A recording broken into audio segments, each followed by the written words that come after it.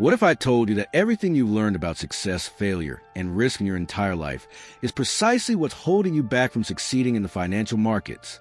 What if I told you that the mental habits that make you a good employee, a good student, or a good citizen, habits like avoiding mistakes, seeking certainty, and trusting in cause and effect, are the very things that will lead you to financial ruin as a trader?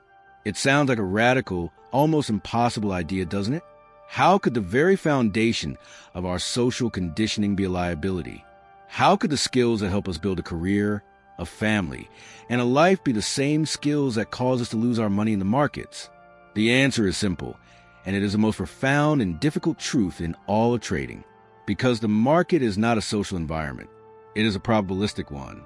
It is a world without defined beginnings or endings, where the link between cause and effect is uncertain, and where being wrong is not a mistake, but a simple, unavoidable, and necessary part of the process. Our minds are simply not wired to operate in such an environment. This was the life-altering discovery made by Mark Douglas. He was not a Wall Street prodigy or a PhD in economics. He was an ordinary man who, like millions of others, was drawn to the markets by the promise of freedom, only to be chewed up and spit out. But in the ashes of his failure, he didn't blame the market. He looked inward and realized the problem wasn't his charts or his system. The problem was his own mind. Welcome to Capitura. Today, we are not just reviewing a book. We are performing mental surgery. We are taking an audiobook-style journey into the very first, and arguably the most important book on trading psychology ever written. The Disciplined Trader, Developing Winning Attitudes by Mark Douglas. This is not a summary of trading strategies. This is a manual for deprogramming a lifetime of mental conditioning that is toxic to your trading account. It is a step-by-step guide to rebuilding your entire mental framework from the ground up so that you can learn to see the market not as a threat, but as a river of opportunities. Stay with us, because the principles in this book are the key to unlocking consistent profitability. They are the intellectual tools that will free you from the endless cycle of fear, greed, and frustration. They are the foundation for developing the single most important attribute of any great trader, a truly disciplined mind. Introduction to Programming the Human Mind for Trading. Mark Douglas's story is the story of almost every trader. He started in the late 1970s, full of hope and ambition. He had a successful career in the insurance industry, so he knew how to work hard and achieve goals. He threw himself into the markets, studied all the methods, and, like most people, he failed spectacularly. He lost nearly everything he owned, not once, but multiple times. He was confused and devastated. He knew the analysis. He could read the charts, but when it came time to execute, something would go wrong. He would hesitate on a good trade, jump into a bad one, cut a winner short, or let a loser run out of control. He was his own worst enemy. The experience forced him to ask a radical question. What if the problem isn't the market? What if the problem is me? This question launched him on a years-long journey into the depths of human psychology. He realized that the way we are taught to think from birth creates a mental gap between how our minds work and how the markets actually behave. Our society is structured and linear. You study hard, you get good grades. You work diligently, you get a promotion. There is a clear relationship between effort and outcome. The market has no such structure. You can do perfect analysis and still lose. You can make a random guess and win. The market does not reward you for being right or punish you for being wrong. It is an environment of pure, unfiltered uncertainty. And the human mind, Douglas discovered, is terrified of uncertainty. This terror is the source of every trading mistake. The Disciplined Trader, published in 1990, was a result of this intense self-exploration. It was a revolutionary book because it completely shifted the focus from external analysis, charts, news, indicators, to internal analysis, beliefs, fears, attitudes. Douglas argued that you could have the greatest trading system in the world, but if your mind is filled with fear, you will never be able to execute that system consistently. So, why is this book, written before the modern internet, more crucial today than ever? Because the psychological pressures on the modern trader have intensified exponentially. The gamified culture of Robinhood provides instant gratification and encourages impulsive, emotionally driven decisions, the exact behavior Douglas identifies as the root of failure. Think about the intense FOMO created by meme stocks. When you see a stock like GameStop soaring hundreds of percent in a day, your brain's fear-based wiring screams at you. You're missing out. You'll be left behind. This is the raw, primal emotion that Douglas teaches you how to identify and neutralize. Consider the violent volatility of cryptocurrencies. A single tweet can send Bitcoin tumbling 15%. This triggers our deep-seated instinct to avoid pain. The amateur trader, controlled by this instinct, sells in a panic at the bottom. The disciplined trader, who has done the mental work Douglas prescribes, can see the situation objectively and stick to their plan. Even for the long-term investor in the FIRE movement, whose strategy is to consistently buy ETFs, the psychology is the same. When the market crashes 30%, it creates immense emotional pain. The temptation to abandon the plan and sell everything until things calm down is overwhelming. Douglas's work provides a mental framework necessary to endure this pain, to accept the market's uncertainty, and to maintain the discipline required for long-term compounding. The disciplined trader is not an easy read. It doesn't offer you a magic indicator or a simple 3-step plan. It asks you to do something much harder, to take a brutally honest look at yourself, to take 100% responsibility for your own results, and to consciously and deliberately rewire the very beliefs that make you who you are. The book is a journey in 3 parts. First, we will explore why the market environment is so psychologically toxic to the unprepared mind. Second, we will dissect the flawed mental software, the beliefs about risk, pain, and failure that we all bring to the market. And third, we will walk through Douglas's framework for building a new mind. The mind of a disciplined trader who thinks in probabilities and is free from fear. This is more than a book summary. This is a workout for your trading mind. Let's begin. Chapter by chapter breakdown. We will explore Mark Douglas's foundational text by following his logical path. First, understanding the problem, then dissecting its components, and finally, building the solution.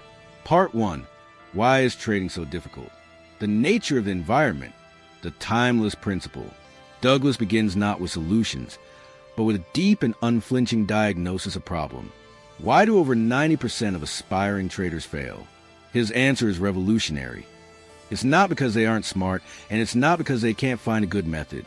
It's because the mental skills required to function effectively in society are the polar opposite of the mental skills required to function effectively as a trader.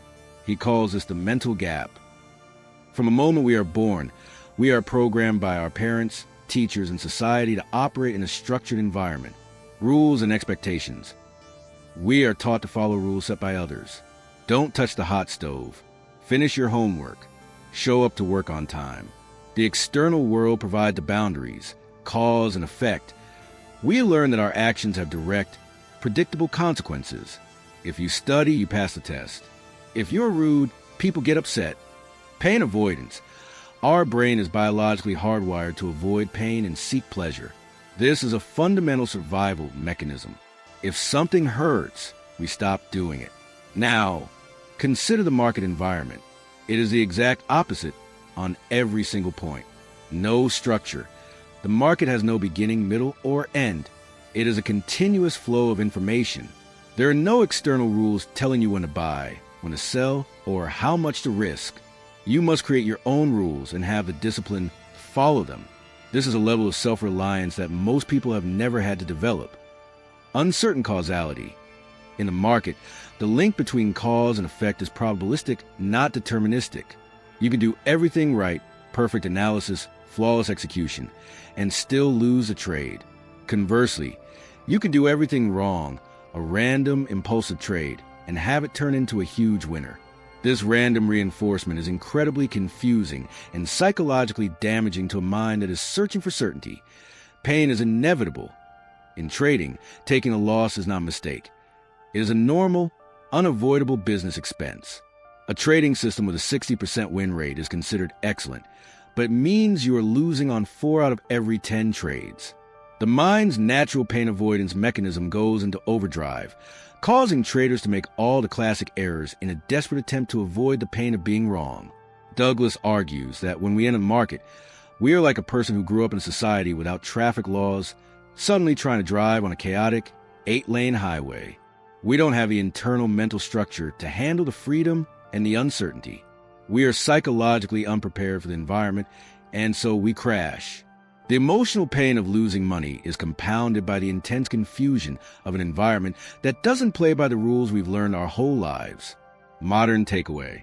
Mark Douglas's concept of the mental gap is the single best explanation for why so many new traders, drawn in by the ease of access in the modern era, fail so quickly and spectacularly.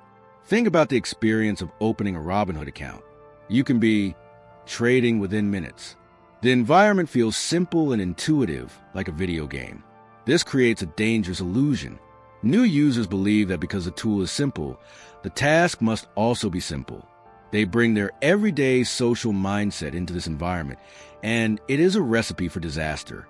They expect to be rewarded for their good ideas or their hard work of watching a stock, but the market's probabilistic nature doesn't care about their effort. The random outcomes completely short-circuit their mental wiring, leading to frustration, fear, and, eventually, a blown account. This gap is also on full display in the cryptocurrency world.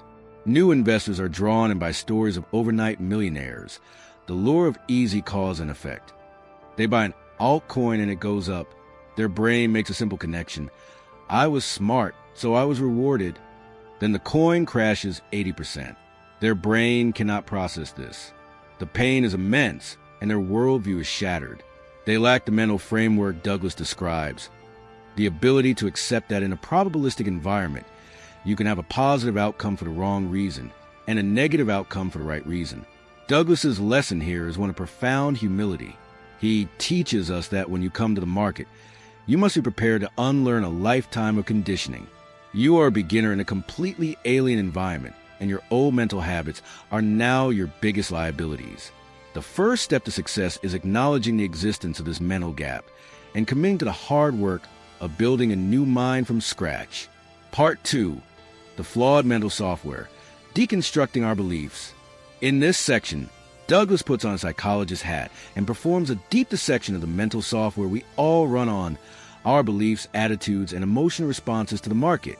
Chapter: The Lure and the Dangers, the Timeless Principle. Douglas first explores why we are so powerfully drawn to trading. The lure is not just money. It's the promise of ultimate freedom. Freedom from a boss. Freedom to work from anywhere, and the freedom that comes from a creative endeavor where the possibilities are limitless. This unlimited potential is the great attraction, but it is also the great danger.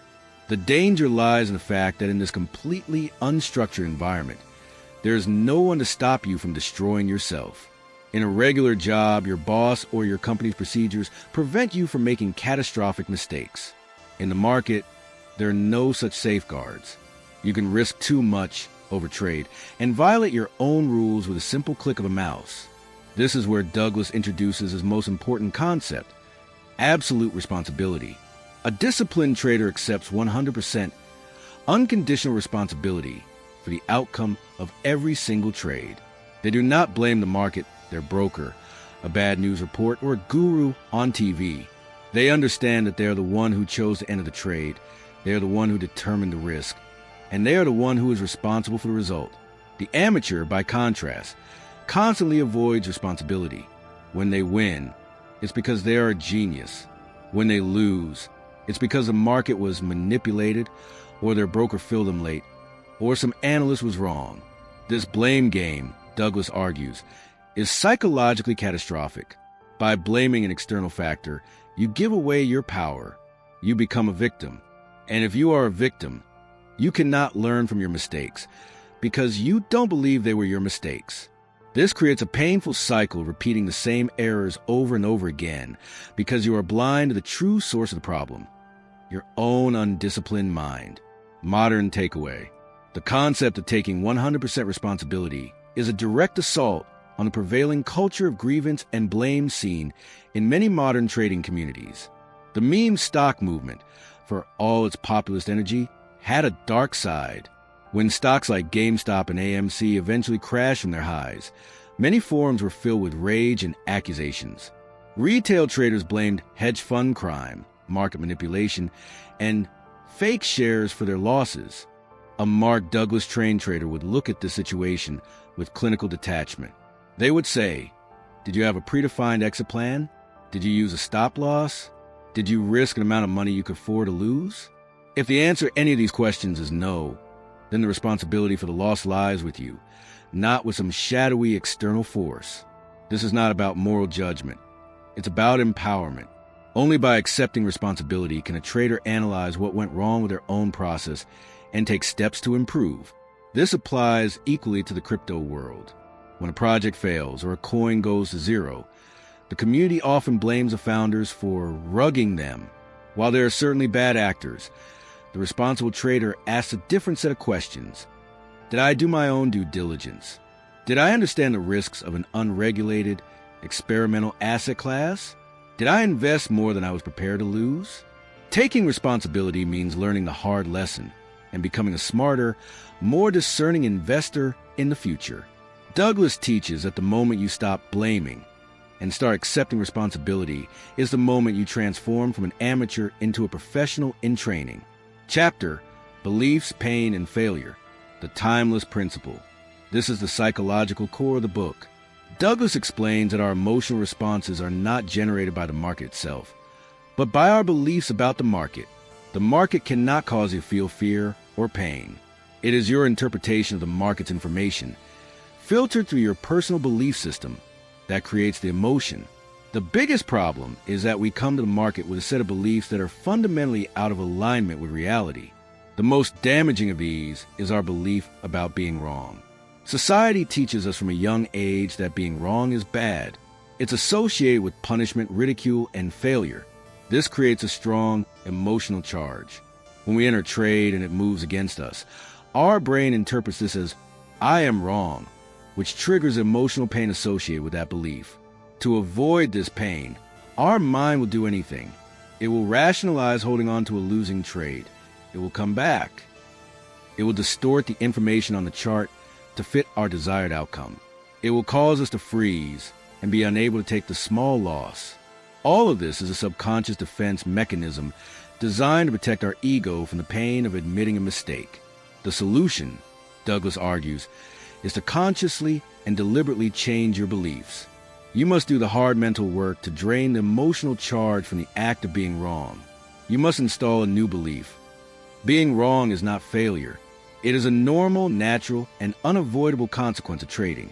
It is simply a business expense, like a restaurant owner buying ingredients. Only when you have truly internalized this belief can you be free. When a trade moves against you, there will be no emotional pain, and therefore no reason to hesitate. You will simply see that the trade is not working, and you will exit, just as a business owner would discard spoiled ingredients. You become objective, detached, and effective. Modern takeaway.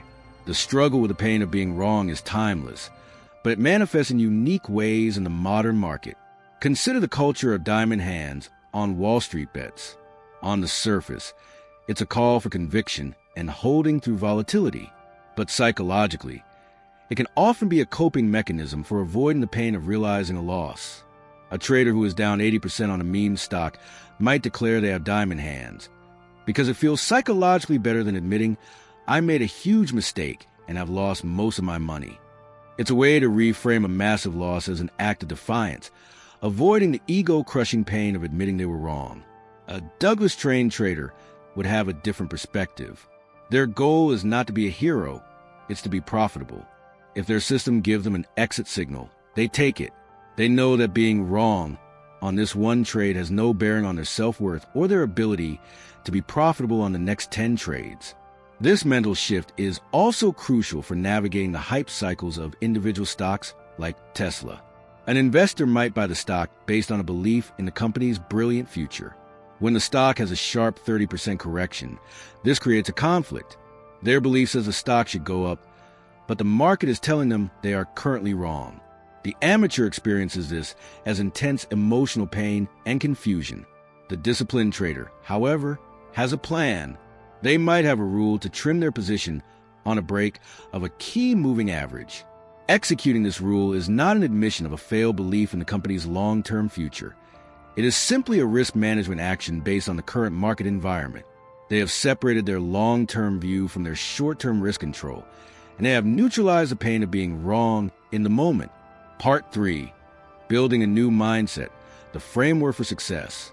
After deconstructing our flawed mental software, Douglas dedicates the final part of the book to building the solution, a new mental framework designed specifically for success in the market's probabilistic environment.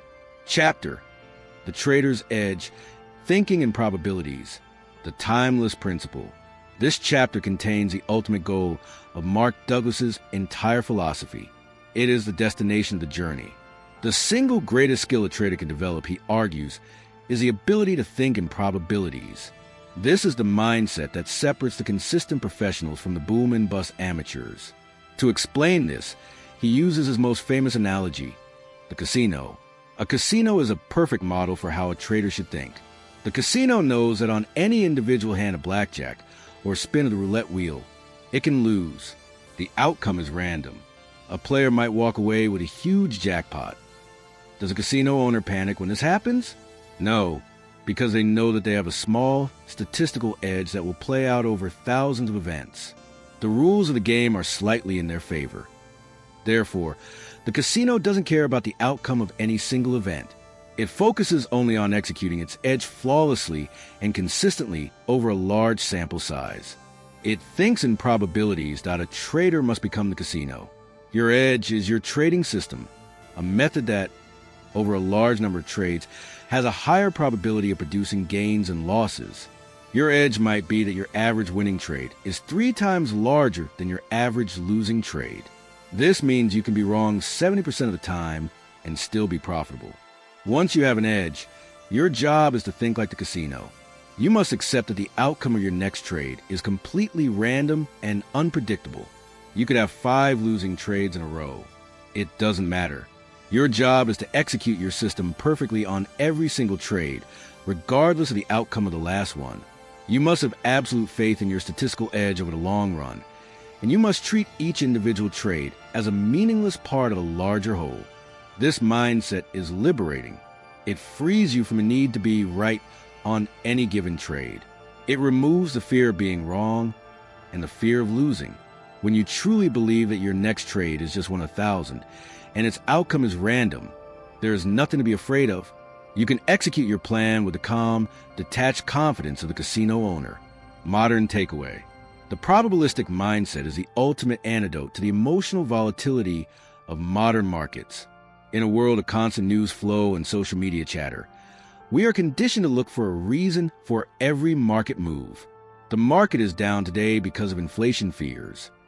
This crypto is up because of a new partnership. This search for cause and effect is a trap. It keeps us in a predictive mindset, trying to be right. Douglas's probabilistic thinking frees you from this.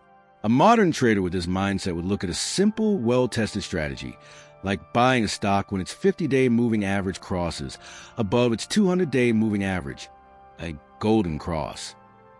The amateur takes the first trade. It's a loser. They conclude the golden cross doesn't work. They abandon the system. The professional takes the first trade. It's a loser. They feel nothing. They know the outcome was random. They take the second trade. It's also a loser. They feel nothing. They take the third trade. It's a winner. They feel nothing. They continue to execute the system flawlessly because they are not focused on the outcome of any single trade. They are focused on consistently executing their edge over a sample size of 50 or 100 trades, confident that the statistics will work in their favor. This is particularly crucial for crypto traders. The crypto market is notoriously unpredictable and narrative-driven. Trying to predict the next move is impossible. But a trader can develop a system with a statistical edge, perhaps a trend-following system on a higher time frame. The probabilistic mindset would allow them to execute this system through the wild swings, taking the small losses and staying in for the massive multi-month trends without being emotionally destroyed by the volatility. It teaches us that the professional's goal is not to predict the future. The goal is to build a system with a positive expectancy and then have the mental discipline to execute that system enough times for the probabilities to play out. Chapter: Developing the Disciplined Mindset, the Timeless Principle. In the final chapters, Douglas provides the practical steps for achieving this professional mindset. It's not enough to understand the concepts. You must actively work to install them as your core beliefs. This is a conscious process of mental engineering. Define your rules. You must create a set of rigid, unambiguous rules for your trading. When will you enter? When will you exit with a profit? When will you exit with a loss? How much will you risk? These must be written down. A system that lives only in your head is not a system. It's an excuse to act on impulse. Commit to the work. Douglas frames trading as a skill-based endeavor, like learning to play golf or a musical instrument. You wouldn't expect to be a concert pianist after reading one book. It requires practice. He suggests setting up a practice regimen, perhaps with a demo account or with very small position sizes, where your only goal is to execute your rules perfectly for 20 consecutive trades. You're not trying to make money. You are trying to build a skill of discipline. Create a new belief system. You must consciously choose to adopt the beliefs of a disciplined trader. Douglas suggests writing these beliefs down and reading them every day. Beliefs like, I am 100% responsible for the outcome of my trades. Anything can happen in the market. I don't need to know what will happen next to make money. An edge is just a higher probability of one thing happening over another. Every moment in the market is unique. By consistently rehearsing these beliefs, you begin to overwrite your old, flawed mental software. You are actively building the mind of a professional. This process takes time and effort, but it is the only path to consistency. You are not just learning a new skill. You are becoming a new person. Modern takeaway. Douglas's practical advice is a powerful roadmap for the modern investor struggling to find consistency. In a world that promises instant results, his message is one of patient, deliberate practice. His idea of a practice regimen focused solely on execution is a perfect strategy for a new trader on a platform like Robinhood. Instead of trying to hit a jackpot on their first trade, they should set a different goal. Can I follow my own written rules for the next month without a single violation? This shift of focus from the uncontrollable outcome, making money, to the controllable process, flawless execution. This is how real, sustainable skill is built. The process of creating a written set of rules is also a vital exercise for the long-term passive investor in the FIRE movement. What are your rules? I will invest X% of my income every month into my chosen ETFs, regardless of market conditions. I will rebalance my portfolio once a year. I will not sell during a market crash unless my original financial goals have changed. Writing these rules down transforms a vague intention into a concrete plan. This plan becomes your anchor during periods of market stress, providing the discipline to stay the course. Mark Douglas's final message is one of empowerment. He teaches us that discipline is not something you are born with. It is a skill you develop through conscious effort. The market is not a place of random punishment. It is an objective environment that provides constant feedback on the quality of your mental state. By committing to the work of building a disciplined mind, you can transform a market from an arena of fear and pain into an arena of boundless opportunity. Modern context expansion. What would Mark Douglas say today? If Mark Douglas were alive today, observing our hyper-accelerated, digitally native financial world, he would likely shake his head, not in surprise, but in profound recognition. He would see the modern market as the ultimate case study for his theories, a perfect storm of psychological triggers, amplified by technology to an almost unimaginable degree. He would argue that his work is not just relevant, but is now the essential survival guide. The tools of the trade, Robinhood, AI, and the digital casino. Douglas would analyze the modern trading ecosystem with the detached eye of a psychologist. He would see platforms like Robinhood and Webull as engines of psychological destruction for the unprepared, gamification, and social proof. He would identify the fear of missing out as the primary emotion these platforms exploit. Seeing a stock is up 500% and that thousands of other users are buying creates an almost irresistible social pressure that bypasses our rational mind. It's a direct appeal to herd instinct he warned against. Frictionless gambling. The ease of opening an account and the absence of commissions remove the natural pauses that once forced traders to think. He would say this frictionless environment makes it easier than ever for people to act on their worst impulses, turning trading into a high-speed slot machine. The illusion of control. By providing a deluge of data, charts, and news, these apps create an illusion of control and knowledge.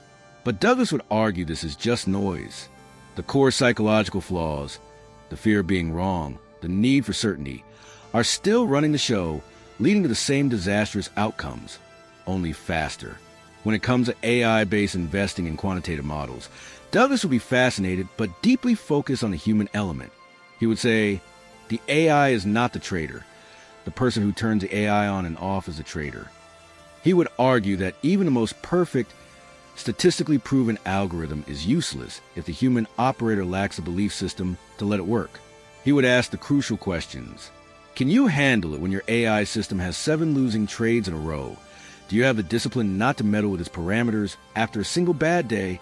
Do you truly believe in probabilistic outcome, or are you still secretly hoping the AI can predict the future? He would conclude that AI doesn't solve the psychological problem. It merely raises the stakes. The new skill is not building the model, but developing the psychological fortitude to trust a model through its inevitable drawdowns. The modern strategies, index funds versus day trading. Douglas's psychological framework provides a powerful way to assess the mental demands of today's dominant strategies. He would view index fund investing, the bedrock of the FIRE movement, as a brilliant strategy, primarily for psychological reasons. It is the ultimate system for bypassing the amateur's flawed mental software. It automates discipline. A plan to automatically invest every month removes the need for daily decision-making, where fear and greed live. IT eliminates the pain of being wrong. On a single stock, by owning the entire market, you never have to suffer the acute pain of picking a single stock that goes to zero. Your rightness is tied to the long-term success of the economy. A much more stable psychological anchor, IT forces a probabilistic mindset. You are betting on a statistical probability that, over 30 years, the market is more likely to go up than down. You don't care about the outcome of any single day or year. He would likely call it the single most effective method for the 99% of people who have not done the intense psychological work required to become a trader. Conversely, he would view modern-day trading as the most psychologically destructive activity ever created in finance. It is an environment that maximizes the number of opportunities to make emotional mistakes. The constant stream of data, the need for split-second decisions, and a focus on tiny, almost random price movements create a state of perpetual anxiety. He would argue it is a direct pipeline to the most primitive, fear-based parts of our brain, making it almost impossible to maintain the calm, objective, probabilistic mindset of a professional.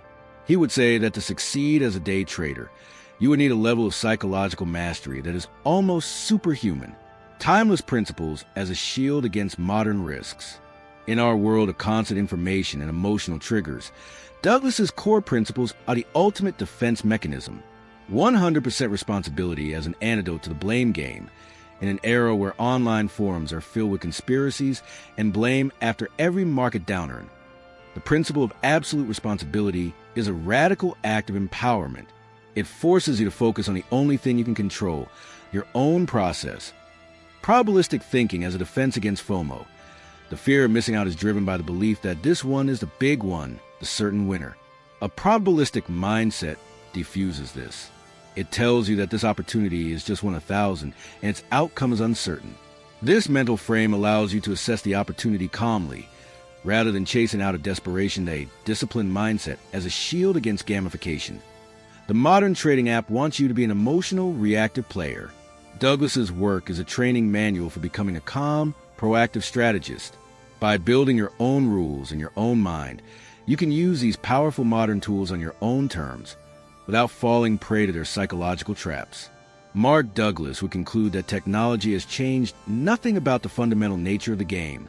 The battle is, and always will be, fought on the 6-inch battlefield between your ears. The modern world has just made that battlefield noisier, faster, and more treacherous than ever before, making the development of a disciplined mind not just an advantage, but a prerequisite for survival. Closing reflection. 10 timeless lessons from the disciplined trader. As we finish our journey into the mind of Mark Douglas, we are left not with trading system, but with new way of being. We have a blueprint for rewiring our minds to perceive the market not as a source of pain and fear, but as an environment of endless opportunity. Let's distill his life's work into 10 timeless lessons. The market is an unstructured, probabilistic environment. It does not operate by the same rules as society. You must unlearn a lifetime of social conditioning about cause and effect and certainty to succeed. You are 100% responsible for your results. Stop blaming the market. The moment you accept unconditional responsibility for every outcome is the moment you gain the power to change those outcomes. Your beliefs create your reality. The market cannot make you feel anything. Your emotional responses are generated by your own beliefs.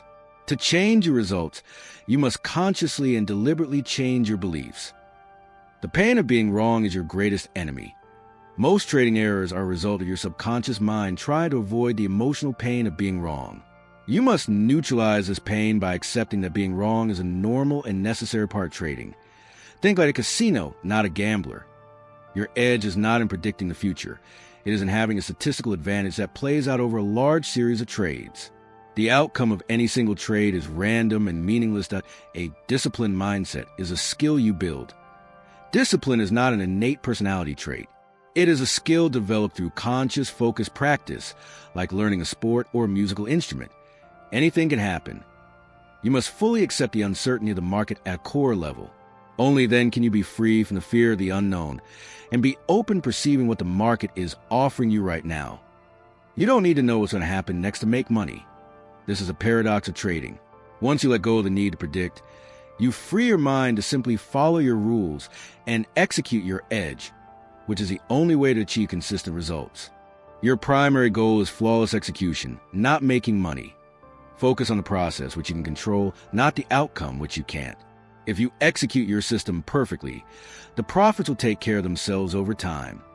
Trading success is the ultimate act of self-mastery. To win consistently in the markets is to achieve a level of self-awareness, honesty, and mental control that will positively impact every other area of your life. So, how can you, the average investor, apply these profound psychological lessons right now? It starts with simple choice. The choice to take absolute responsibility for your financial future. Stop blaming the economy, the talking heads on TV, or bad luck. Your financial situation is the result of your decisions. Next, create a written set of rules, your personal financial plan. For most people, this plan should be simple and robust. A great method would be to automatically invest a certain percentage of your income each month into a diversified portfolio of low-cost index funds. This is your statistical edge, a bet on the long-term growth of the global economy. Then comes the hard part, the practice of discipline. Commit to executing your plan flawlessly for the next year. When the market soars and you feel the greedy urge to take on more risk, you will stick to your plan. When the market crashes and you feel the terrifying, painful urge to sell everything, you will stick to your plan. Each time you follow your rules in the face of emotional discomfort, you're doing one repetition in the gym for your disciplined mind. You are actively rewiring your brain. Douglas's work is not a shortcut. It is a path of deep personal development. It teaches us that the secret to financial freedom is not found on a chart or in a news report. It is found in the quiet, focused, and disciplined space of your own mind. The ultimate return on investment is not just a bigger account balance, but a stronger, more resilient, and freer version of yourself. Outro music fades in softly. And there you have it, the profound and life-changing wisdom of Mark Douglas's The Disciplined Trader. It is more than a book about the markets. It's a guide to understanding yourself, to taking control of your own mind, and to building the psychological foundation necessary for success in any field of endeavor. We hope this deep dive summary has given you a new perspective and inspired you to begin the essential work of developing your own winning attitudes. The principles we've looked at today are the key to unlocking a new level of performance and peace of mind. If you found value in this breakdown of The Disciplined Trader, make sure to subscribe to Capitura and click that notification bell. We're on a mission to bring you the world's most powerful financial wisdom chapter by chapter. And you won't want to miss what's next, because we're covering another classic that can completely change how you think about money and markets. Thank you for investing your time with us. Now go and be an intelligent investor. Music swells and then fades out. You are an expert financial educator and YouTube scriptwriter. Write a 12,000 to 15,000 word long-form YouTube script in English for my channel Capitura. The script must feel like an audiobook-style deep summary of the given finance/trading book. Book input. Investing Secrets that Inspired Warren Buffett Common Stocks and Uncommon Profits Audiobook. Book name, author name. Common Stocks and Uncommon Profits, Philip A. Fisher. Script requirements. Introduction, 800 to 1,200 words. Hook the listener with a strong opening line. Introduce the author and the background of the book. Explain why this book still matters today. Show how the book's wisdom can be applied in modern markets. Mention FOMO, meme stocks, ETFs, crypto, FIRE movement. Chapter by chapter breakdown, 9,000 to 11,000 words. Summarize every chapter in detail, 800 to 1,000 words per chapter. Use clear, simple storytelling. After each chapter, add modern-day investing examples, Robinhood culture, Tesla hype, Bitcoin bubbles, passive investing, etc. Connect old wisdom to today's trading psychology and financial world. Modern context expansion, 2,000 to 2,500 words. Imagine what the author would say if they saw today's markets. Compare traditional investing with current strategies, index funds, day trading, quant models, AI-based investing. Explain timeless principles and how they protect against modern risks. Closing reflection, 700 to 1,000 words. Summarize 10 timeless lessons from the book. Explain how the average investor can apply them right now. Encourage patience, discipline, and long-term thinking. Outro/subscribe CTA, 150 to 250 words. Smoothly end with a motivating call to action. If you found value in this breakdown of book title, make sure to subscribe to Captura, because next we're covering another classic that can completely change how you think about money and markets. Tone and style. Clear, engaging, educational. Mix of serious insights plus motivational delivery. Avoid financial advice or guarantees. Flow should feel like a professional narrator guiding the audience through a powerful journey. Word choice and style instructions. Warning, avoid overused AI words/phrases. Embark, delve, venture, navigate, unveil, harness, unlock, pave the way. Embarking on a journey, deep dive. White heavy checkmark use natural human alternatives. Start, explore, look into, discover, reveal, use, open, build. Let's break down, go step by step. Use simple, direct, and natural language where possible. Keep the script engaging without sounding robotic.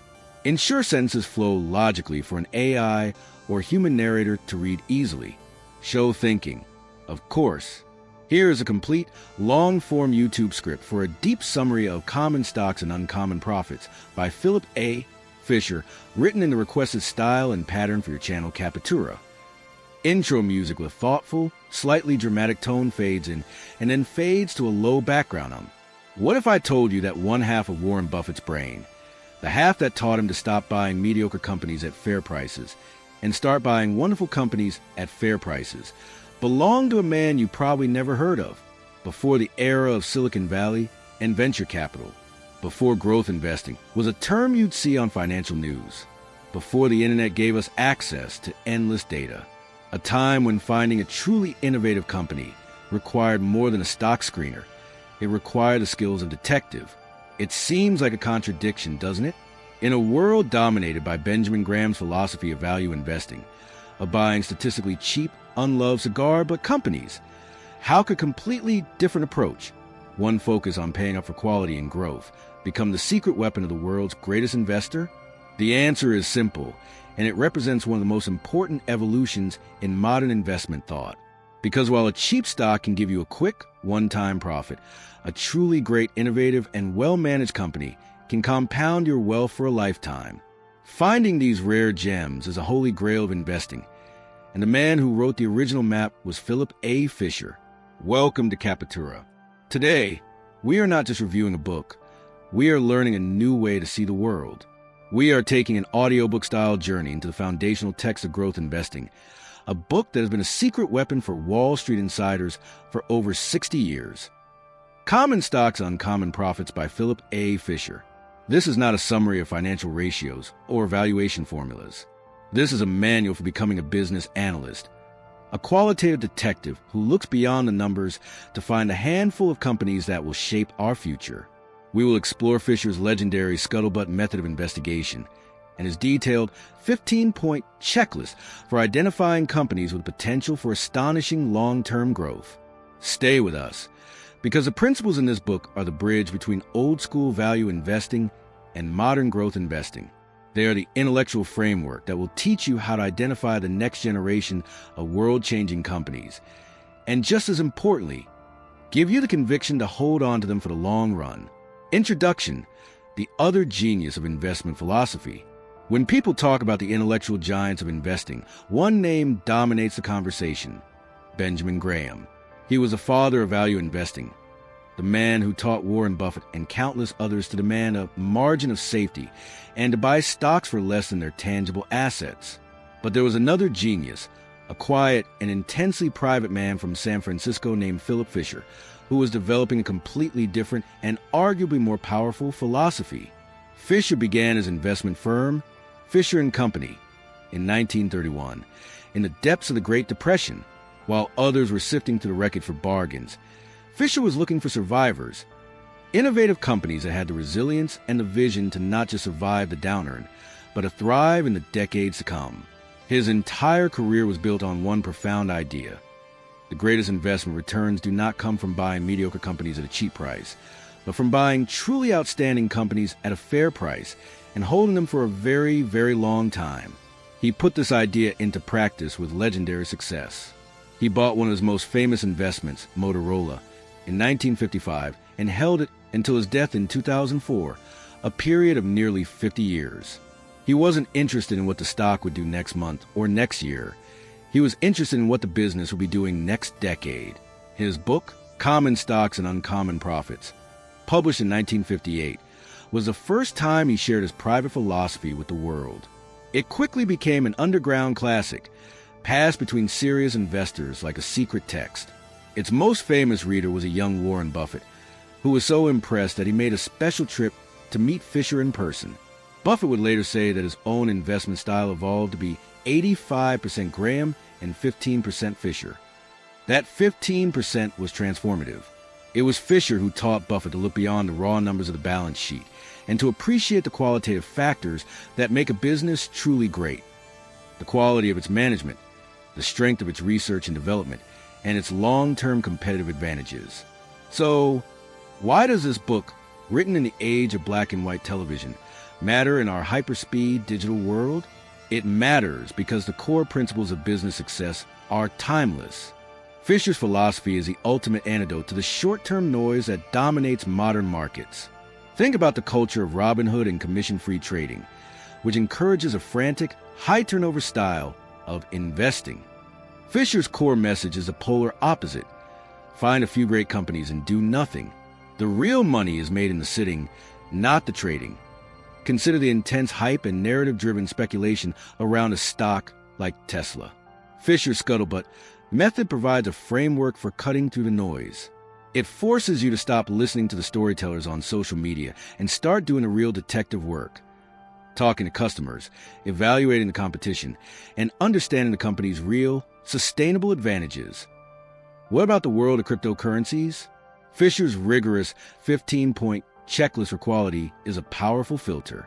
Apply his questions about long-term profitability, management integrity, and research effectiveness to most crypto projects would reveal that they are speculative ventures, not the kind of durable, long-term investments he sought. It helps you separate the truly innovative technologies from the get-rich-quick schemes. Even for investors in the FIRE movement, financial independence, retire early, who often rely on diversified ETFs, Fisher's work offers compelling alternative path. While ETFs offer common market returns, Fisher's concentrated, research-intensive approach is a blueprint for how one might achieve the uncommon profits of the book's title. Common Stocks and Uncommon Profits is more than a book. It's a complete operating system for thinking like a business owner. It teaches you that when you buy a share of stock, you're not buying a ticker symbol that wiggles on a screen. You are buying a fractional ownership stake in a living, breathing enterprise. Your goal is to find the best enterprises in the world and to partner with them for the rest of your life. In the chapters that follow, we will break down this entire philosophy. We will learn how to become a financial detective using the scuttlebutt method. We will go through each of Fisher's 15 points for identifying a superstock, and we will explore his radical and highly profitable advice on when to buy, and perhaps more importantly, when to sell. This is not just a book summary. This is a masterclass in long-term, growth-oriented investing. Let's begin. Chapter by chapter breakdown. We will explore Philip Fisher's masterpiece by breaking it down into its core components, his overarching philosophy, his investigative method, his detailed checklist, and his practical advice on buying and selling. Part 1. The philosophy, clues from the past. The timeless principle. Fisher begins not with a checklist, but with a philosophy. He wants to reframe how we think about the stock market itself. He looks back at the previous 50 years and draws a simple but powerful conclusion. The greatest fortunes were not made by trading in and out of the market. They were made by people who identified a small number of truly exceptional companies and held on through thick and thin. He argues that the average investor makes a fundamental mistake. They spend all their time and energy trying to predict the short-term swings of the economy and the stock market, a task Fisher believed was impossible. This market timing approach leads them to buy high in a state of optimism and sell low in a state of panic. The correct approach, he insists, is to ignore the short-term noise of the market entirely. Instead, your sole focus should be on finding companies that can grow their sales and profits at a rate significantly faster than the overall industry for many years to come. If you can find these rare, outstanding companies, the short-term fluctuations of the market become irrelevant. A great company will create so much value over a decade that the price you paid, as long as it wasn't utterly absurd, will seem like a bargain in retrospect. Fisher makes a crucial distinction between a company's price and its value. The price is the emotional, day-to-day quotation on the stock market. The value is the underlying, long-term earning power of the business. The amateur investor is obsessed with the price.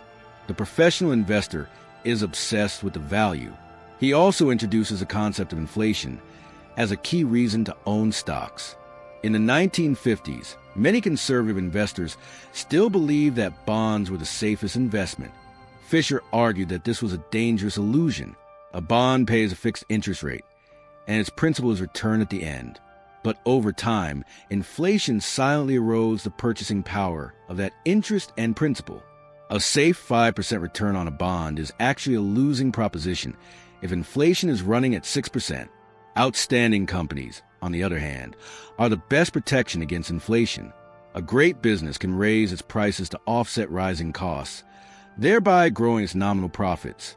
This leads to a higher stock price and often higher dividends, allowing your investment to not just keep pace with inflation, but to dramatically outrun it. This was a radical idea at the time, but it has since become a cornerstone of modern investment theory. The core message of this opening section is a call to shift your entire frame of reference.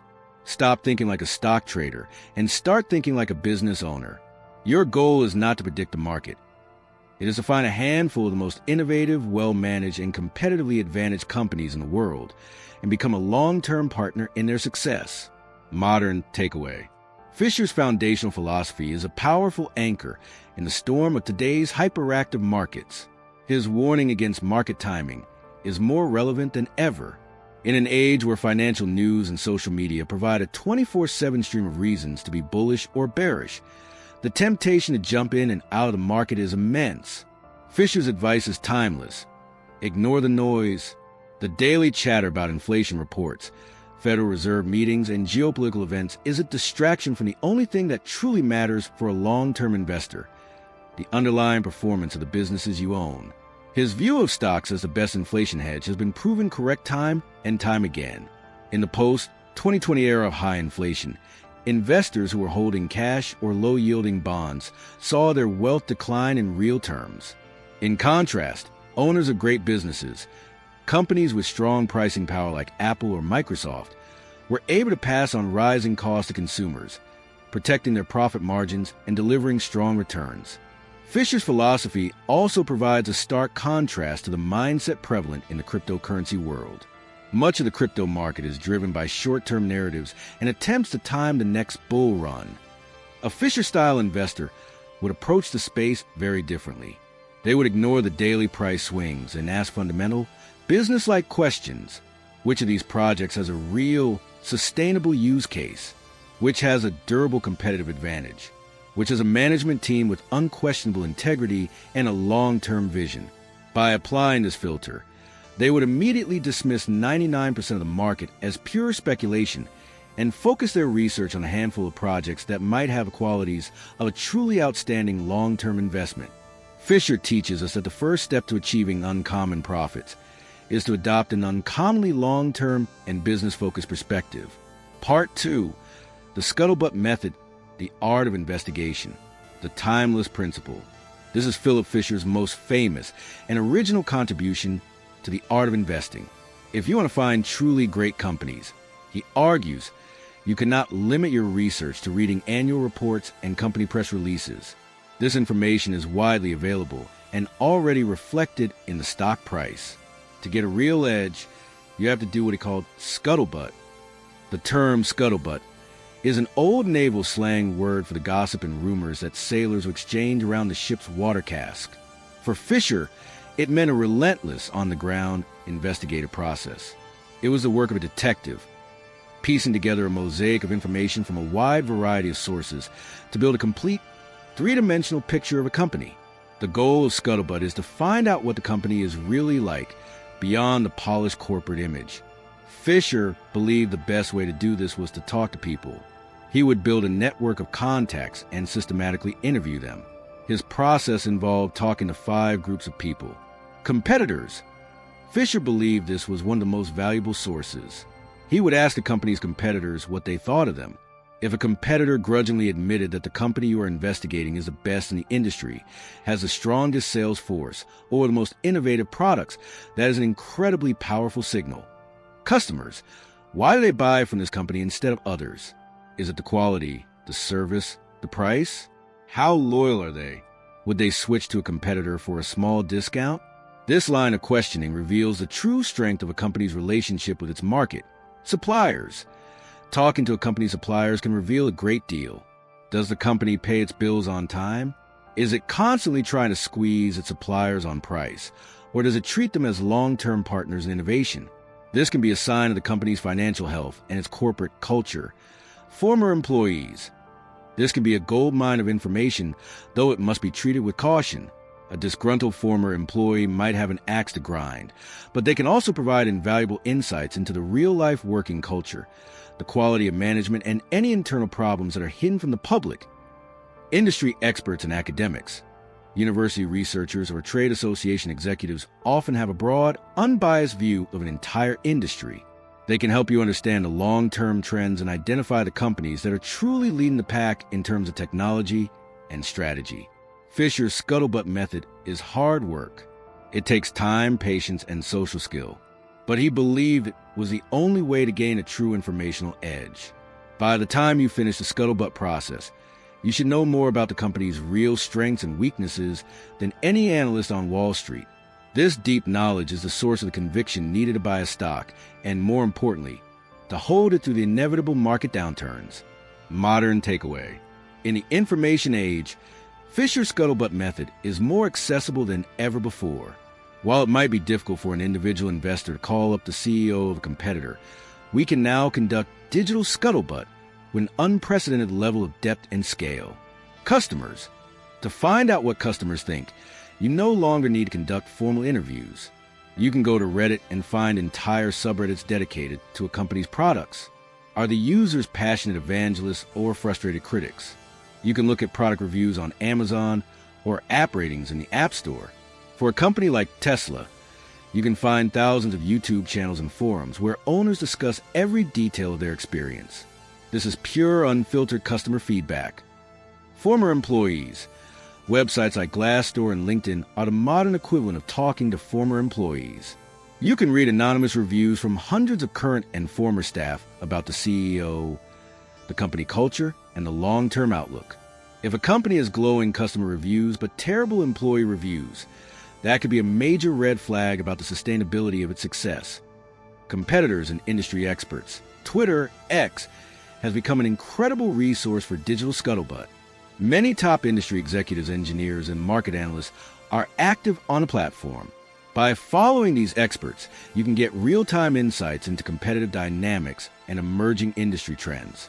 You can see what the smartest people in the field are talking about and which companies they respect. The modern investor can use these tools to build a scuttlebutt file on any company they are researching. The goal is the same as Fisher's, to move beyond the official corporate narrative and understand the business from all angles. Is the hype around a new technology justified by what the engineers are saying? Is a company's claim of excellent customer service backed up by online reviews? The scuttlebutt method, in its modern digital form, is the ultimate tool for separating a great, durable business from a temporary, narrative-driven meme stock. It is the hard work that leads to uncommon profits. Part 3. The 15 points, the checklist for a great business, the timeless principle. This is the intellectual core of the book. After you've done your scuttlebutt, how do you synthesize all that information? Fisher provided a rigorous 15-point checklist to systematically evaluate a company. This is not a quantitative screen. It is a qualitative framework for thinking about what makes a business truly exceptional. A company doesn't need to get a perfect score on all 15 points, but it should be strong in most of them. We can group these 15 points into 3 main categories: the quality of the business, the quality of the management, and the quality of the investment. A. The quality of the business. Does the company have products or services with sufficient market potential to make possible a sizable increase in sales for at least several years?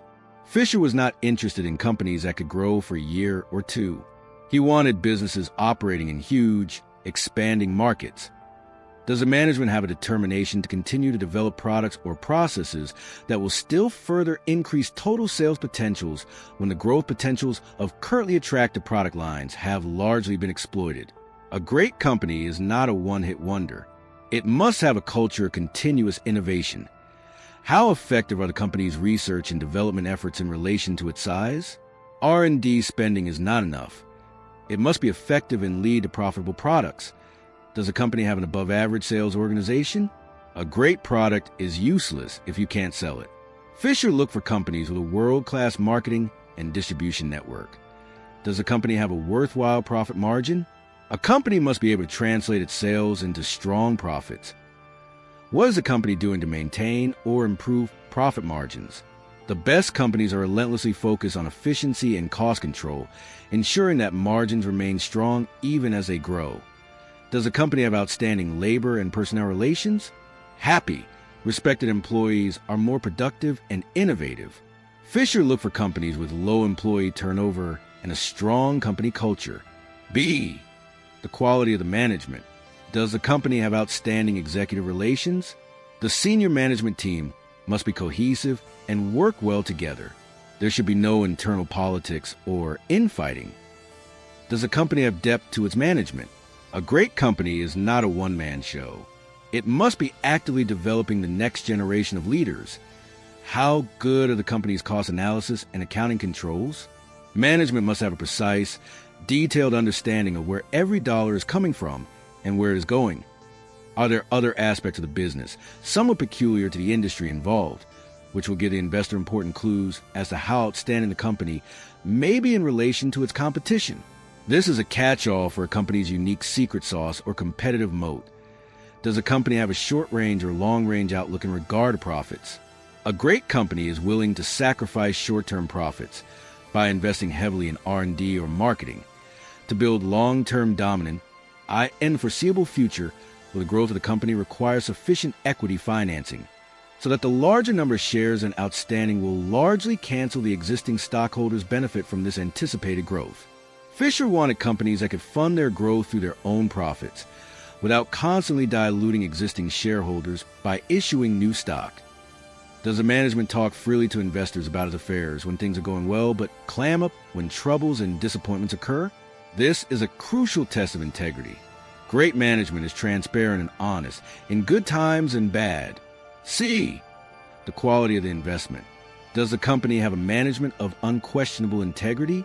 For Fisher, this was a non-negotiable deal breaker. If you cannot trust a management, nothing else matters.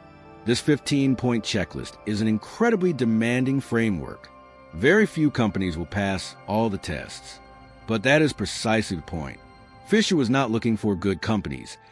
He was looking for the tiny handful of truly great companies that could compound well for generations.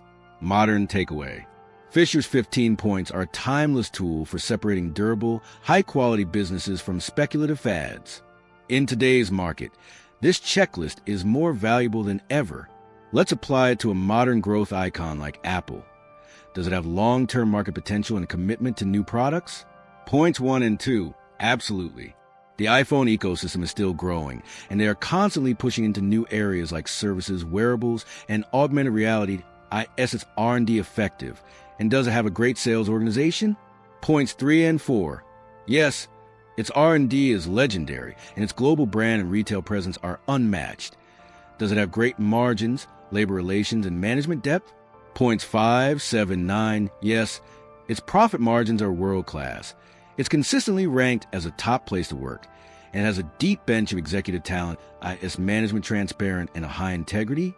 Points 14 and 15. Generally, yes. Apple's management is known for its professionalism and long-term focus. Now, let's apply the same checklist to a typical meme stock. For example, a struggling retail company that becomes a temporary speculative favorite. Does it have long-term growth potential? Point 1. No. Its core market is often shrinking.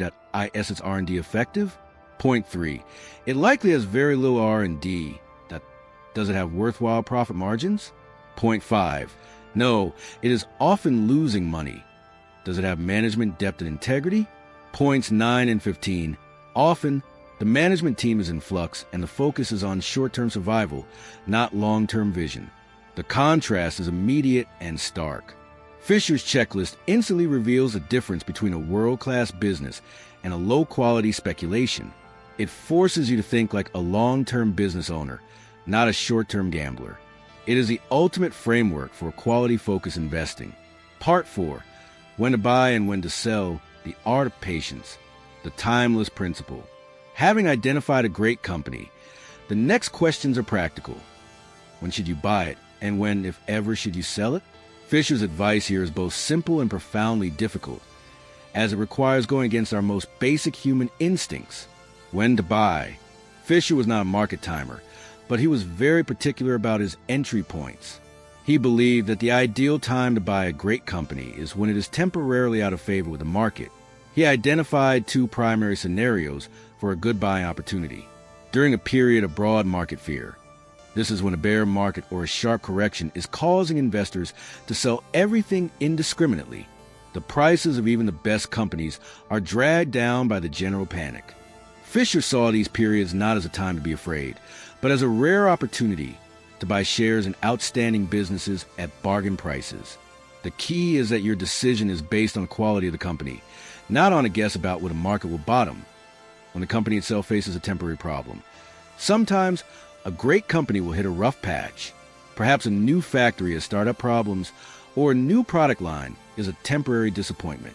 The market, with its short-term focus, will often overreact to this bad news and punish the stock severely. A Fisher investor who has done their scuttlebutt and understands the company's long-term strengths can recognize that the problem is temporary and solvable. This allows them to buy from the panicking short-term investors at a deeply discounted price. When to sell. This is perhaps Fisher's most radical and important teaching. His answer to the question, when should you sell a great company, was essentially almost never. He believed that the single biggest mistake that investors make is selling their winners too early. They buy a great company, it doubles in price, and they get nervous and sell to lock in their profits. A few years later, they watch in agony as the stock goes on to rise another 1,000%. Fisher argued that if you have truly found one of the rare, outstanding companies, the gains over a decade or two can be so enormous that selling it for a small short-term profit is a historic blunder. He laid out only 3 valid reasons to ever sell a stock. You made a mistake in your initial analysis. After buying, you learn something new through your ongoing scuttlebutt that shows a company is not as great as you originally believed. In this case, you should sell immediately, regardless of the price. The company has fundamentally deteriorated. The company no longer meets the 15-point checklist. Perhaps management has lost its way, or its competitive advantages have eroded. The business is no longer a great company you bought. You have found a significantly better opportunity. This is a very high bar. It's not enough to find a company that is slightly more attractive. The new opportunity must be so overwhelmingly superior that it justifies selling a proven winner to fund the purchase. Notice what is not on this list. The stock seems overvalued. The market is about to crash. I want to lock in a profit. Fisher believed that trying to sell a great company because its valuation seems high is a fool's errand. Because a truly great company will consistently grow into and exceed what seems like a high valuation today. Modern takeaway. Fisher's advice on buying and selling is the ultimate contrarian strategy in today's market. His advice to buy during periods of fear is timeless. The COVID-19 crash of March 2020 was a perfect Fisher buying opportunity.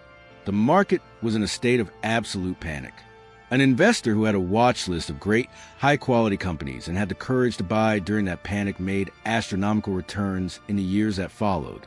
This stands in stark contrast to the amateur investor who, driven by fear, sold everything at the bottom. His almost never-sell philosophy is a direct assault on the entire culture of modern trading. The Robinhood app, with its constant notifications and focus on short-term price movements, is designed to make you trade. Fisher's advice is to delete the app from your phone and look at your portfolio once a year. His philosophy is the intellectual foundation for the buy and hold strategy that is so often talked about but so rarely practiced. Think about the investors who bought Amazon in the early 2000s and sold it after it doubled or tripled. They felt like geniuses at the time, but they missed out on one of the greatest wealth creation stories in modern history. A true Fisher investor would have held on, knowing it had found one of the rare great companies. This requires an almost superhuman level of patience and emotional control, but as Fisher proved, it is the true path to uncommon profits. It teaches us that in investing, your temperament is often more important than your intellect. Modern context expansion. What would Philip Fisher say today? If we could transport Philip Fisher from the 1950s to today's digitally driven, hyper-accelerated market, he would be a fascinating combination of thrilled and disgusted. He would see an environment filled with unprecedented opportunity for a style of investing, precisely because almost everyone else is playing a completely different game. The tools of the trade, the internet, AI, and social media. Fisher would be absolutely astonished by the internet. He, who had to build his scuttlebutt network through painstaking phone calls and letters, would see the internet as the greatest investigative tool ever created. The golden age of scuttlebutt. He would view the modern ability to read customer reviews on Reddit, check employee satisfaction on Glassdoor, follow industry experts on Twitter, and watch deep dive product analyses on YouTube as a fulfillment of his wildest dreams. He would argue that there has never been an easier time for an individual investor to do deep, qualitative research and gain a real informational edge, if they are willing to do the work.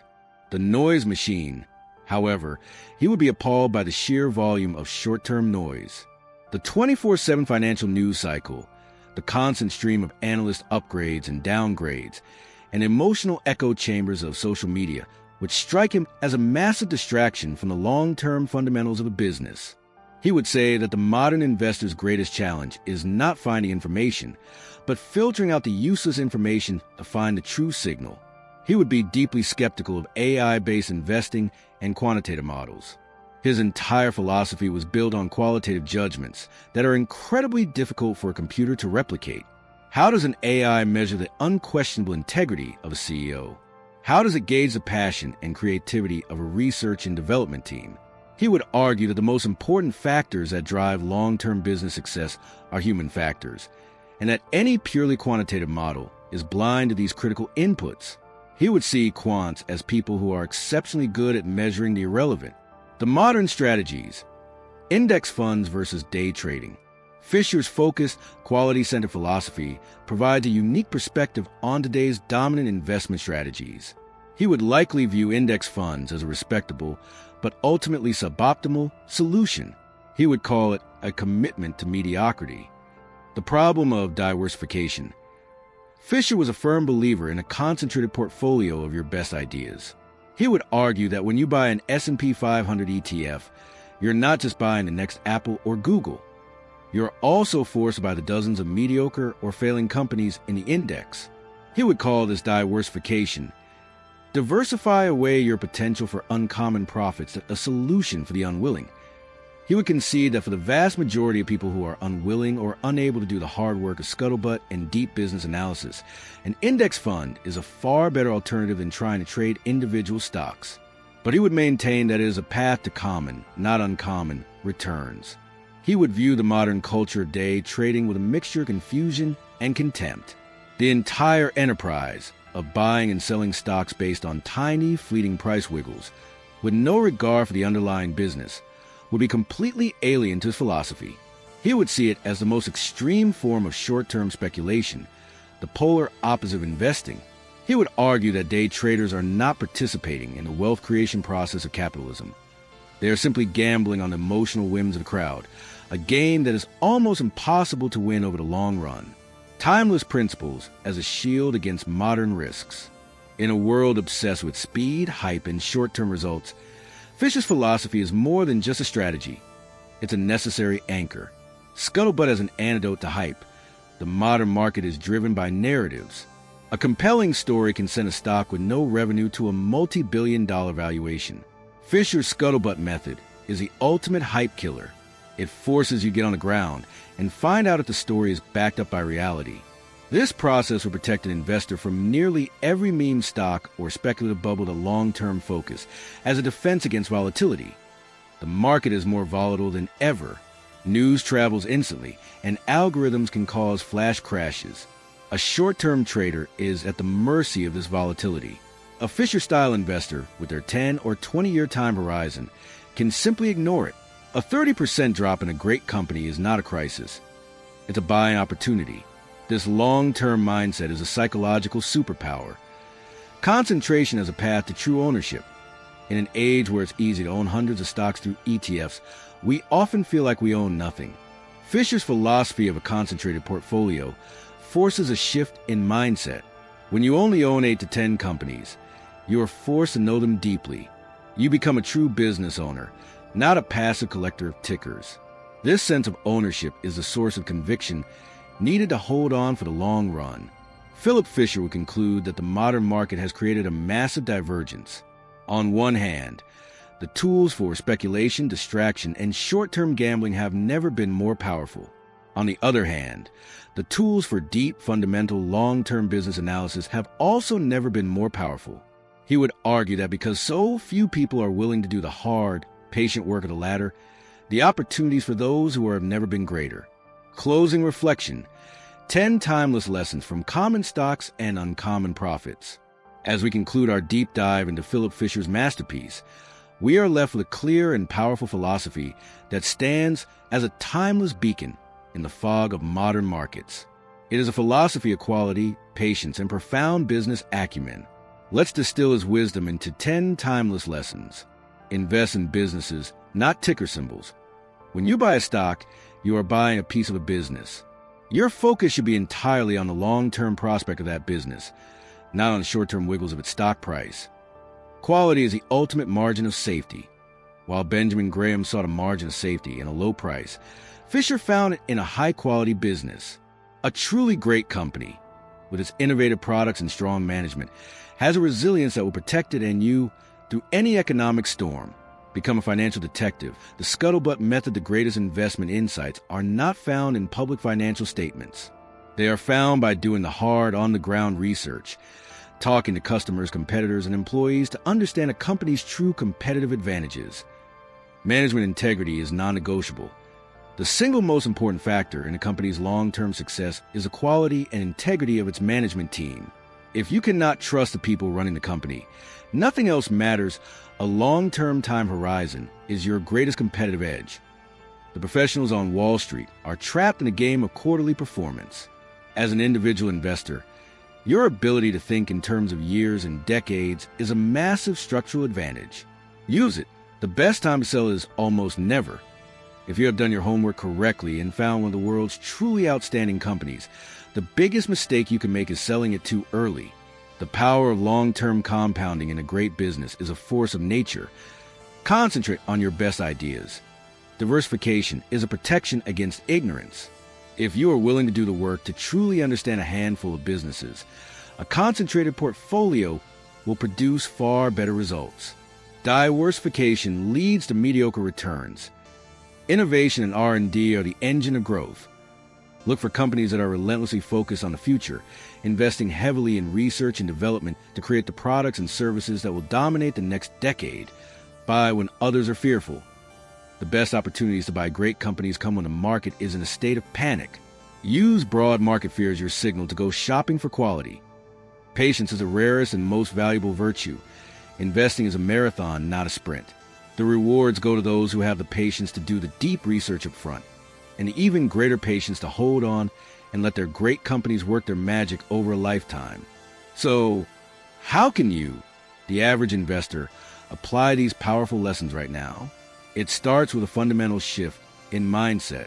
The next time you consider buying a stock, stop and ask yourself, would I be comfortable owning the single business and nothing else for the next 10 years? This question forces you to raise your standards and think like a long-term owner. Start practicing digital scuttlebutt. Before you invest, spend a few hours being a detective. Go to Reddit and see what real customers are saying about the product. Go to Glassdoor and see what employees think of the CEO. Go to Twitter and see what industry experts think of the company's strategy. This simple act of investigation will give you a much deeper and more nuanced understanding than just reading a news headline. And finally, practice patience. The next time a market has a sharp correction and your gut is screaming at you to sell, take a deep breath and think of Philip Fisher. Ask yourself, has the long-term potential of the businesses I own fundamentally changed, or is this just short-term market noise? This simple question can be the difference between preserving your capital and making a costly emotional mistake. Fisher's path is not for everyone. It is a path of intense work, deep thinking, and uncommon patience. But for those willing to walk it, it offers the promise of its title, the chance to turn common stocks into a lifetime of uncommon profits. Outro music fades in softly. And there you have it, the profound business-focused wisdom of Philip A. Fisher's Common Stocks and Uncommon Profits. It is more than a book about stocks. It's a manual for identifying and partnering with the most innovative and durable companies of our time. It is a timeless guide to thinking like an owner, not a speculator. We hope this deep dive summary has given you a powerful new framework for your own investment journey and inspired you to look for quality and growth in the businesses you choose to own. The principles we've looked at today are the bedrock of true, long-term wealth creation. If you found value in this breakdown of common stocks and uncommon profits, make sure to subscribe to Capitura and click that notification bell. We're on a mission to bring you the world's most powerful financial wisdom chapter by chapter. And you won't want to miss what's next, because we're covering another classic that can completely change how you think about money and markets. Thank you for investing your time with us. Now go and be an intelligent investor. Music swells and then fades out. You are an expert financial educator and YouTube scriptwriter. Write a 12,000 to 15,000 word long-form YouTube script in English for my channel Capitura. The script must feel like an audiobook-style deep summary of the given finance/trading book. Book input. Why You're Wrong About Skill and Luck in Trading, Nassim Taleb's Full Guide. Book name, author name, Fooled by Randomness. Script requirements. Introduction, 800 to 1,200 words. Hook the listener with a strong opening line. Introduce the author and the background of the book. Explain why this book still matters today. Show how the book's wisdom can be applied in modern markets. Mention FOMO, meme stocks, ETFs, crypto, FIRE movement. Chapter by chapter breakdown, 9,000 to 11,000 words. Summarize every chapter in detail, 800 to 1,000 word per chapter. Use clear, simple storytelling. After each chapter, add modern-day investing examples, Robinhood culture, Tesla hype, Bitcoin bubbles, passive investing, etc. Connect old wisdom to today's trading psychology and financial world. Modern context expansion, 2,000 to 2,500 words. Imagine what the author would say if they saw today's markets. Compare traditional investing with current strategies, index funds, day trading, quant models, AI-based investing. Explain timeless principles and how they protect against modern risks. Closing reflection, 700 to 1,000 words. Summarize 10 timeless lessons from the book. Explain how the average investor can apply them right now. Encourage patience, discipline, and long-term thinking.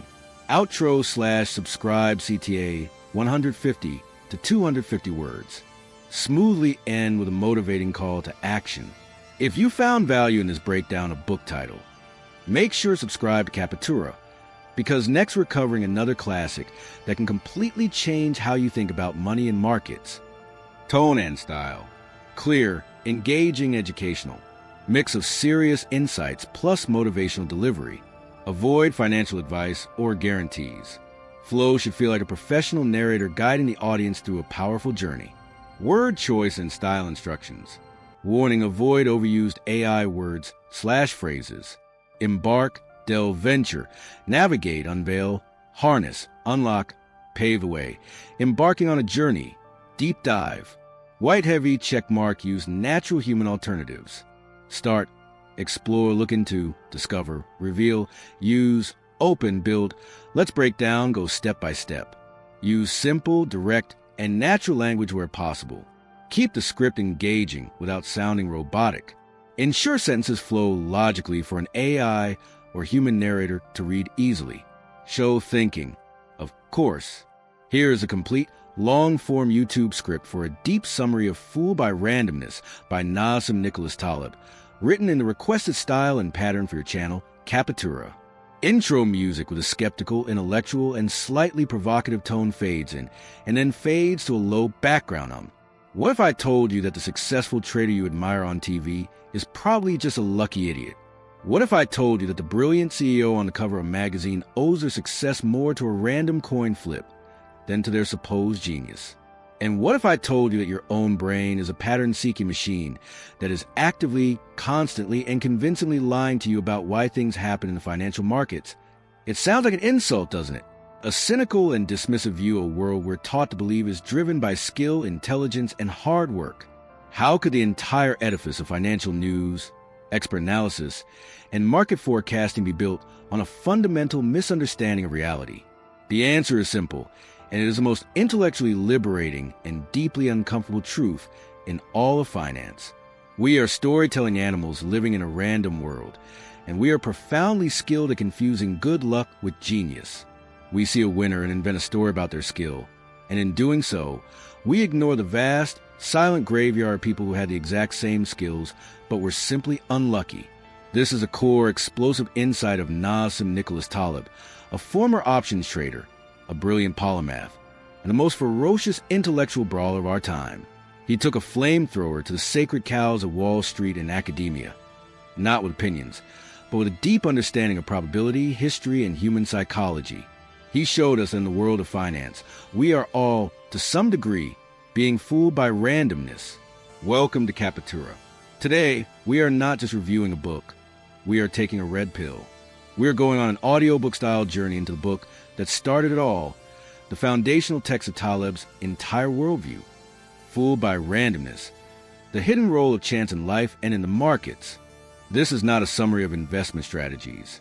This is an inoculation against nonsense.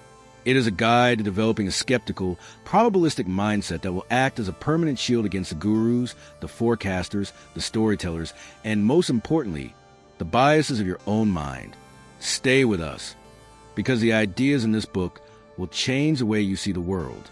They will expose the illusions of skill that surround us, reveal the true nature of risk, and provide a framework for not just surviving, but thriving in a world that is far more random than we are comfortable admitting. Introduction: the rogue philosopher of Wall Street. Nassim Nicholas Taleb is not your typical finance author. He is a force of nature, a Lebanese-born multilingual, fiercely independent thinker who spent 2 decades as a quantitative options trader, a pit trader, and a hedge fund manager. He was an analyst sitting in an ivory tower. He was a practitioner who made his living and a fortune by betting on the rare, unpredictable, high-impact events that the rest of the financial world ignored or pretended didn't exist. He had skin in the game. His experience in the trenches of the market gave him a profound contempt for what he calls the empty suits, the economists, financial journalists, and academic theorists who build elegant models of how the market should work, without ever having to bear the consequences when those models inevitably blow up in the face of reality. Fooled by Randomness. First published in 2001, just before the dot-com bust reached its nadir, was its opening salvo in a war against this intellectual charlatanism. The book is not a dry, academic text. It's a sprawling, personal, and often arrogant collection of essays, anecdotes, and thought experiments, woven together by a single, powerful theme. We systematically overestimate the role of skill and underestimate the role of luck in our lives. And nowhere is this delusion more dangerous than in the financial markets. Taleb argues that our brains are wired for a simple, primitive world of cause and effect. This wiring was great for helping our ancestors survive on the savannah, but is disastrous when applied to the complex, random, and wild environment of modern finance. We are desperate to find patterns, to create narratives, and to believe in a just world where success is a predictable reward for skill. The market, however, is not a just world. It is a place where a lucky fool can be crowned a genius for a time, and a brilliant strategist can be wiped out by a single, unpredictable event. So, why does this book, written at the dawn of the 21st century, matter more today than ever before? Because a machine for producing and celebrating lucky fools has become exponentially more powerful. Think about the culture of cryptocurrency. Social media is flooded with stories of people who became overnight millionaires by buying a random altcoin. This creates a massive illusion of skill, a powerful form of survivorship bias. We see the one winner, not the 99,999 people who lost everything on similar bets. Taleb's work is the antidote to this distorted view of reality. Consider the narrative fallacy that drives a hype around a stock like Tesla. We create a heroic story around its visionary CEO, and this powerful narrative can blind us to the enormous risks and the role that lucky timing played in its success. Taleb teaches us to be skeptical of stories and to focus on a range of possible outcomes. What about the intense FOMO that fueled the meme stock craze? This was driven by seeing others post their spectacular gains, leading to a desperate fear of being left out. This is a direct result of being fooled by randomness, mistaking a lucky outcome for a repeatable strategy. Even the seemingly safe world of the FIRE movement, financial independence, retire early, built on passive investing in ETFs, is not immune to Taleb's critique. A strategy based on a century of historical market returns is a form of induction, assuming the future will look like the past. Taleb's most famous concept, the black swan, is a warning that rare, unpredictable, and game-changing events can and do happen, rendering the past an unreliable guide. Fooled by Randomness is not a book that gives you easy answers. It's a book that teaches you to ask better questions. It challenges you to look at every success story, including your own, with a healthy dose of skepticism, and to ask, how much of this was skill and how much was just dumb luck? In the sections that follow, we will explore Taleb's most powerful ideas. We will visit the silent graveyard of failed traders to understand survivorship bias. We will deconstruct our brain's addiction to storytelling. We will learn the crucial difference between the mild randomness of mediocristan and the wild randomness of extremistan. And we will discover how to build a mindset that is robust in the face of a deeply uncertain and unpredictable world. This is not just a book summary. This is an intellectual toolkit for surviving the 21st century. Let's begin. Chapter by chapter breakdown, a thematic exploration. Nassim Taleb's book is not a linear textbook. It's a meandering philosophical journey. To capture its essence, we will explore it thematically, looking at the core pillars of his argument, one by one. Part 1, The Invisible Graveyard, Survivorship Bias, the Timeless Principle. Taleb starts his assault on our illusions by introducing one of the most powerful and insidious mental biases, survivorship bias. The concept is simple. We make judgments about the world based on the people and things that have survived, and we completely ignore the things that have failed. The failures are silent and invisible, leaving us with a dangerously distorted picture of reality. His classic example is a successful fund manager. Imagine a world where 10,000 ambitious people start trading. In year 1, by pure luck, 5,000 of them will have a good year. In year 2, 2,500 of them will have another good year. After 5 years, about 313 of them will have had 5 straight winning years. After a decade, we might be left with just 1 or 2 managers who have had a perfect track record. What happens next? The financial media descends upon these survivors. They are put on the cover of magazines, hailed as the next Warren Buffett.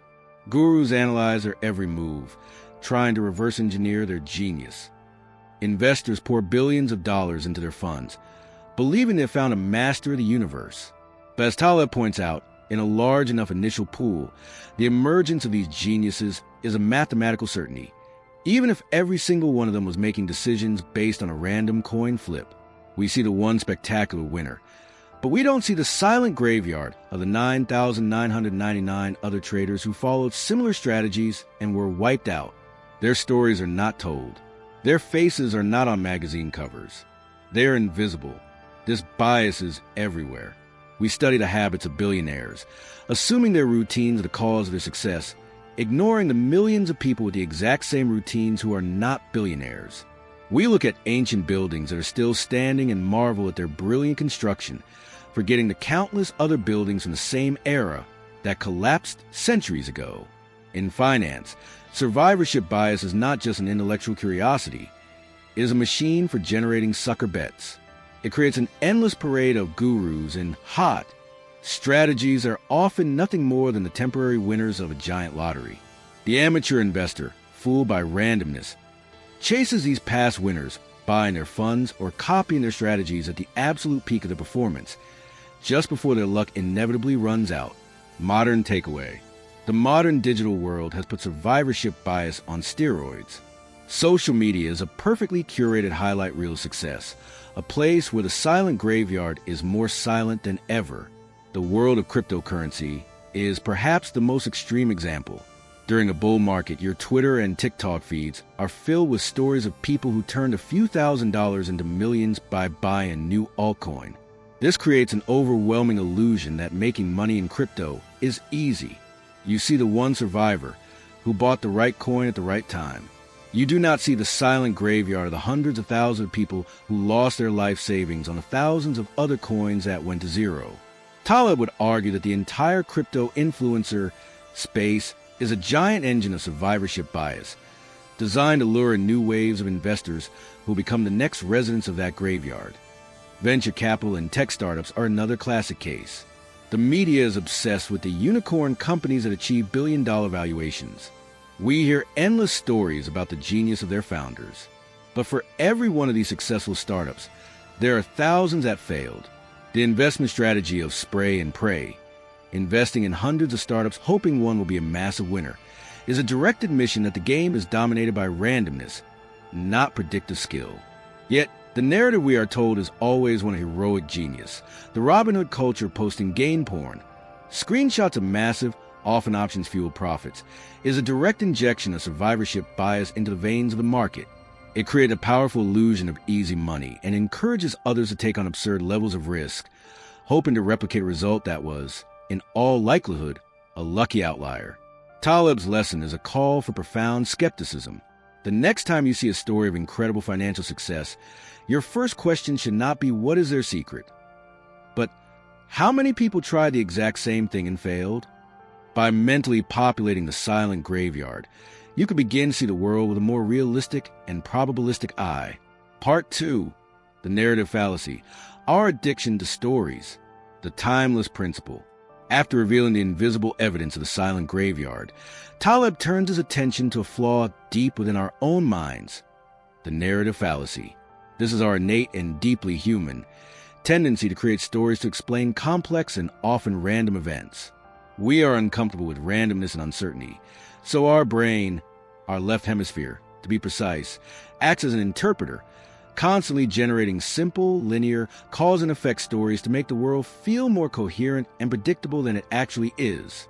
Taleb argues that this storytelling mechanism is the source of most of our misunderstandings about the financial markets. Turn on any financial news channel.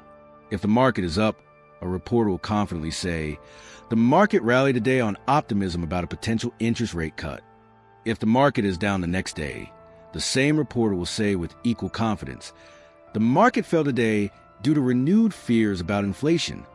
Taleb calls this post hoc rationalization. The story is always created after the event to fit the facts. It gives us the comforting illusion that we know why things happen, but it is a complete fiction. The market's daily wiggles are the result of millions of complex interactions. They are essentially random noise, but our brain cannot accept this. It demands a story. This fallacy extends to how we view success. We see a successful CEO and the media construct a heroic narrative about their visionary leadership, their relentless work ethic, and their brilliant decisions. We conveniently ignore the lucky breaks, the random meetings, the competitors' unforeseen mistakes, and the macroeconomic tailwinds that may have played a far larger role. The story is always cleaner and more compelling than the messy, random reality. The narrative fallacy is dangerous because it leads us to believe the world is more predictable than it is. If we think we know the story of why the market went up yesterday, we are more likely to believe we can predict the story of why it will go up tomorrow. This false sense of understanding leads to overconfidence and excessive risk-taking. As Taleb famously says, we use the past to tame the future. Modern takeaway. The modern media landscape is a non-stop, high-volume narrative machine, making Taleb's warning more urgent than ever. The hype cycle of individual stocks is a perfect example. Consider the narrative around Tesla. The story is powerful and emotionally resonant. A visionary genius is single-handedly saving the world with electric cars. This story is so compelling that for many investors, it replaces fundamental analysis. They are not investing in a car company. They are investing in a heroic narrative. Taleb would argue that this is incredibly dangerous.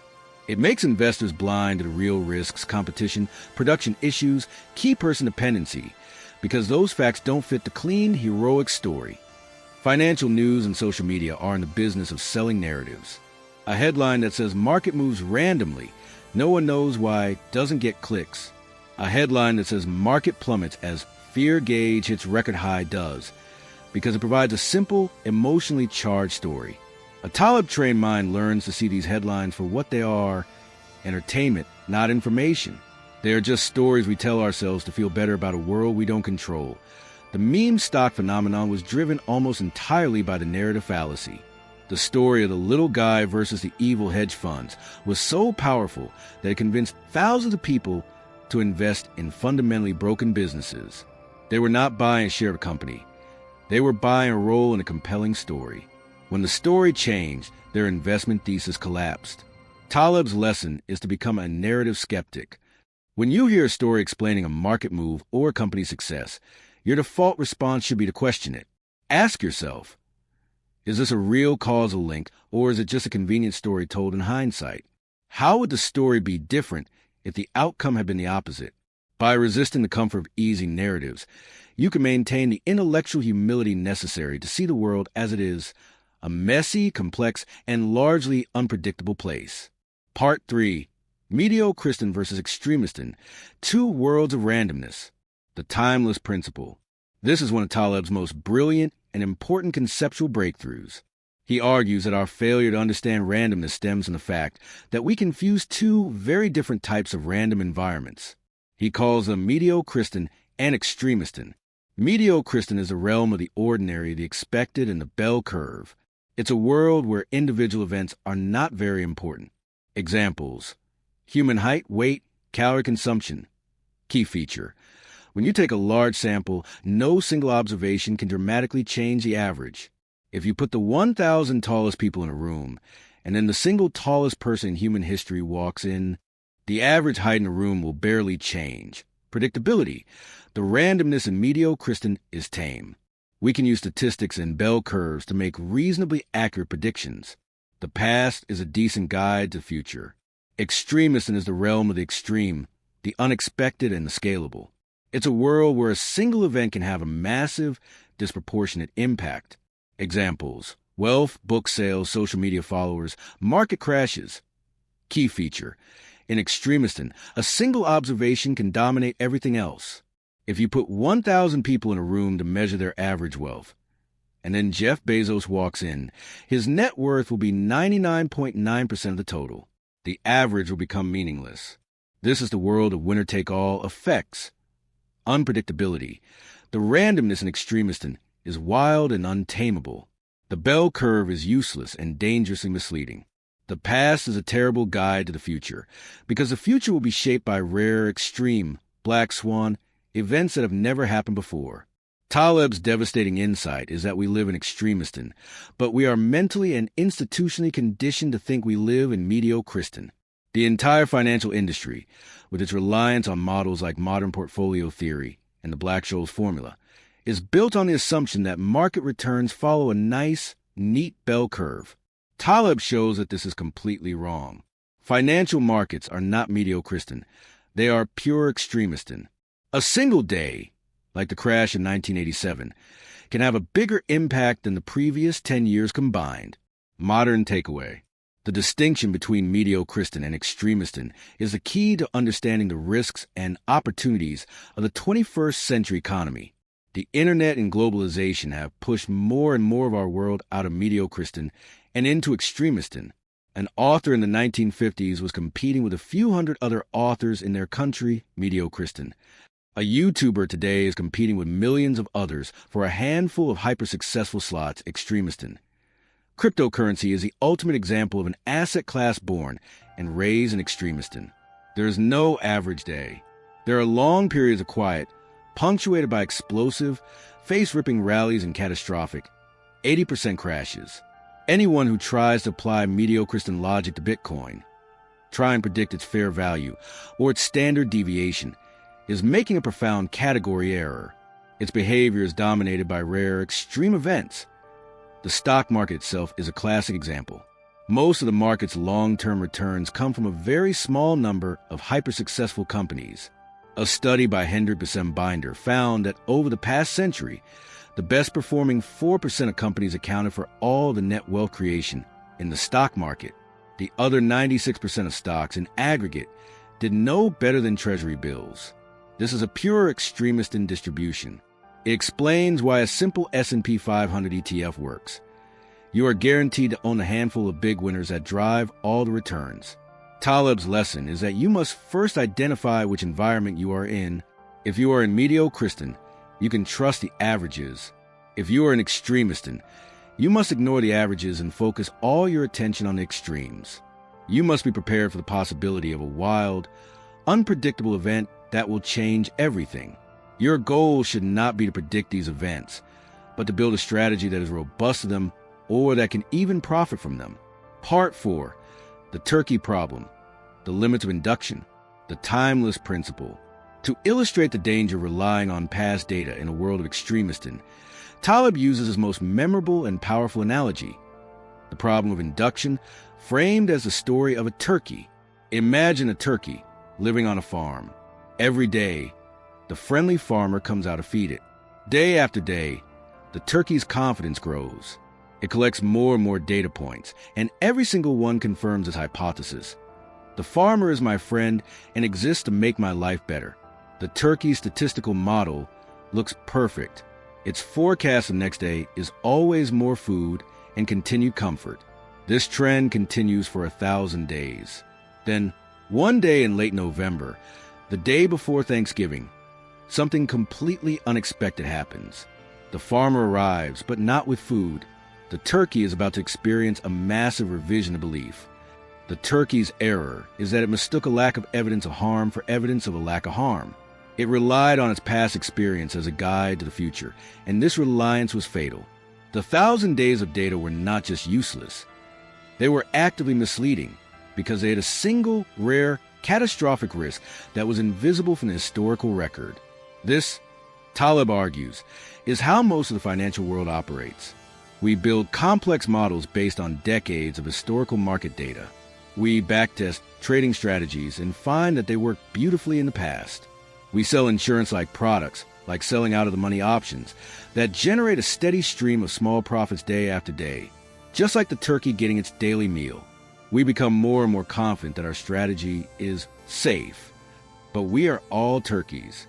The past, especially in extremistan, is not a reliable guide to the future. A strategy that has worked for years can be wiped out in a single afternoon by a black swan event, a market crash, a sudden geopolitical crisis, a technological disruption that lies completely outside the bounds of past experience. Modern takeaway. The turkey problem is a permanent feature of financial markets, and we see its consequences play out again and again. The 2008 financial crisis was a classic turkey problem. The big banks and ratings agencies had models based on decades of housing data that proved a nationwide collapse in home prices was impossible. They were collecting steady profits, selling complex mortgage-backed securities, confident in their models. They were the turkey, and September 2008 was their Thanksgiving. Quantitative trading strategies are particularly vulnerable. A hedge fund might design a complex algorithmic strategy and backtest it on 20 years of data. The backtest looks incredible, showing steady, consistent returns. But the strategy may have a hidden, fatal flaw that is only exposed by a specific type of market environment that hasn't happened yet. Many quant funds have blown up spectacularly when the market suddenly started behaving in a way that was not represented in their historical dataset. Even the long-term passive ETF investor in the FIRE movement needs to have some humility about the turkey problem. The strategy of buying and holding the S&P 500 has worked brilliantly for a century. But is it possible that a future black swan, a major war, a climate catastrophe, a radical political shift, could cause the next 30 years to look nothing like the last? Taleb would not say this is likely, but he would insist that we acknowledge the possibility. The past is not a guarantee. The lesson of the turkey is not to become paralyzed by fear. It is to cultivate a deep intellectual humility. It is to understand the limitations of historical data and to be deeply skeptical of any strategy that relies on the assumption that the future will be a simple continuation of the past. It forces us to ask the most important question in risk management. What is the one thing that could happen that has never happened before that would wipe me out? Part 5. The path to robustness, asymmetry and stoicism, the timeless principle. So, if the world is dominated by unpredictable, high-impact events, how can we possibly succeed? Taleb, drawing on his experience as an options trader and his love of classical philosophy, offers a path forward. The goal is not to predict the future, but to build a strategy that is robust in the face of an uncertain future. This means positioning yourself to be protected from, or even to benefit from, randomness. The key concept here is asymmetry, or what he would later call convexity. A strategy has a positive asymmetry if it has a limited, capped downside and a massive, open-ended upside. A strategy has a negative asymmetry if it has a small, limited upside and a catastrophic, open-ended downside. Negative asymmetry. The turkey selling insurance, picking up pennies in front of a steamroller. You make small, steady gains, but you're exposed to a single event that can wipe you out. Positive asymmetry. The options buyer buying a cheap, out-of-the-money option.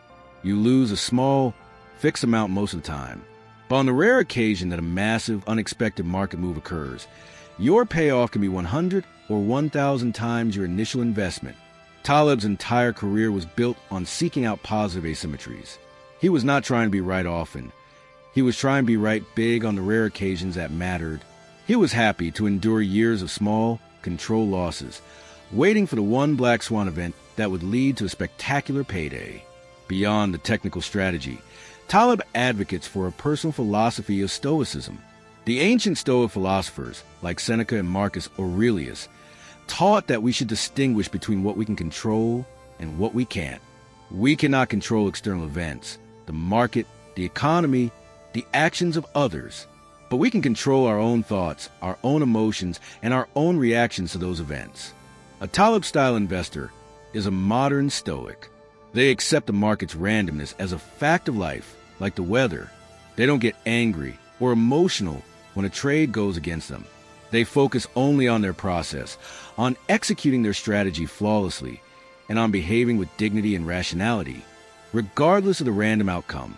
This emotional detachment is the ultimate source of strength and resilience in a chaotic world. Modern takeaway. Taleb's ideas of asymmetry and stoicism offer a powerful and practical framework for the modern investor. The most direct application is the barbell strategy. Instead of taking on average, medium risk, you divide your portfolio into two extremes. The safe bar, 85 to 90% of your portfolio, you put the vast majority of your capital into extremely safe assets. In today's world, this might be treasury bills or a highly conservative, globally diversified ETF portfolio. This part of your portfolio is protected from black swan events. The speculative bar, 10 to 15% of your portfolio, you take the remaining small portion and invest it in high-risk, high-reward, positively asymmetric bets.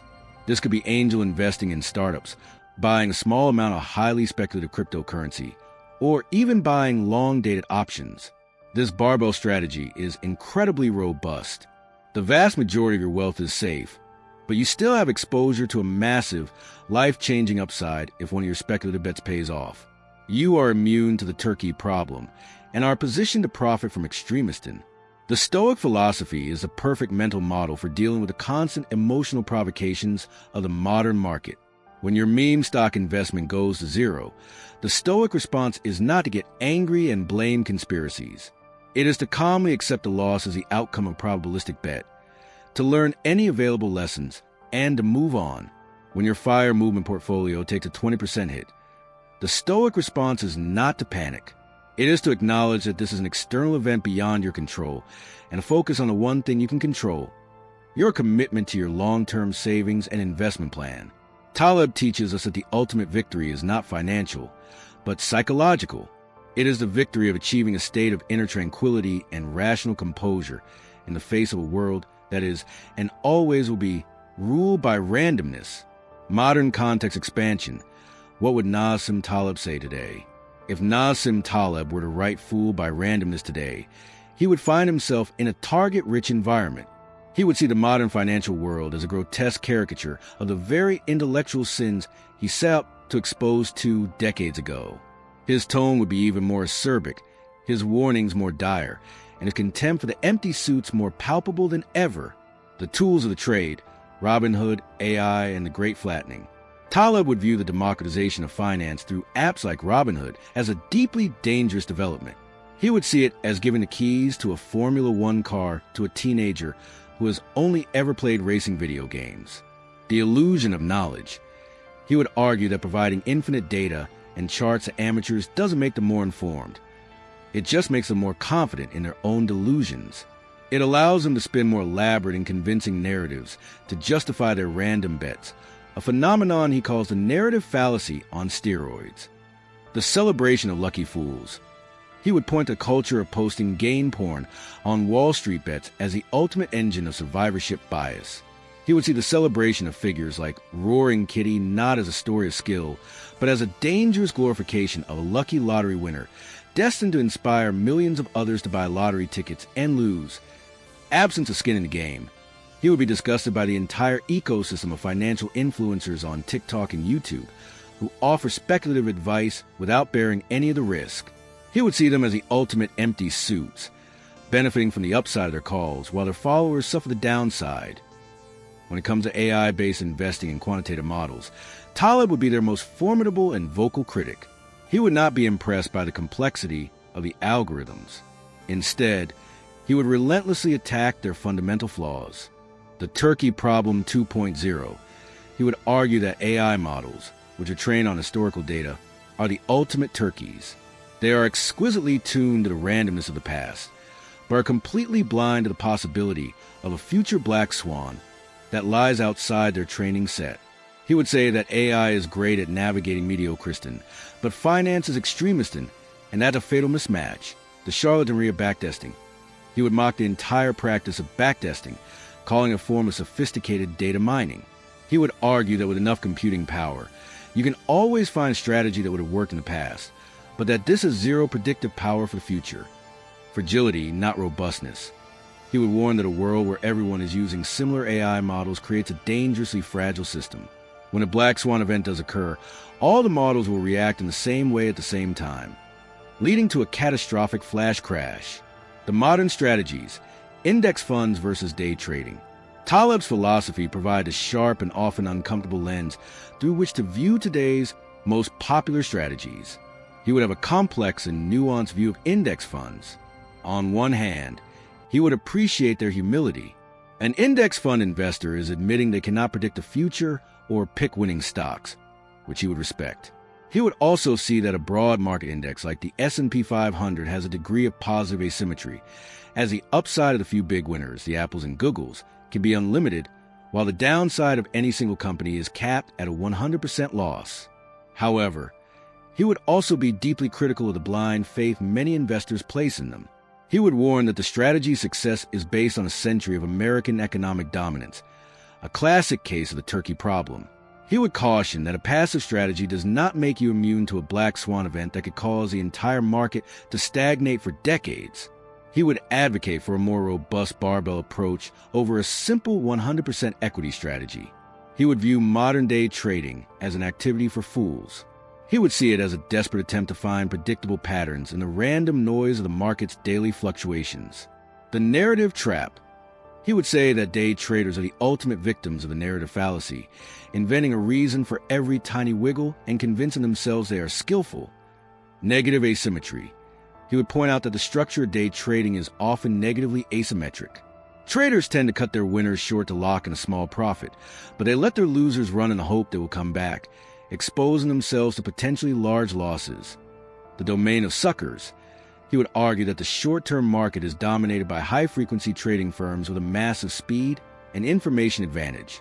An individual day trader is like an amateur poker player sitting down at a table with the world's best professionals. They are destined to lose. Timeless principles as a shield against modern risks. In our chaotic modern world, Taleb's ideas are not just a philosophy. They are a practical survival guide. Survivorship bias as a defense against hype.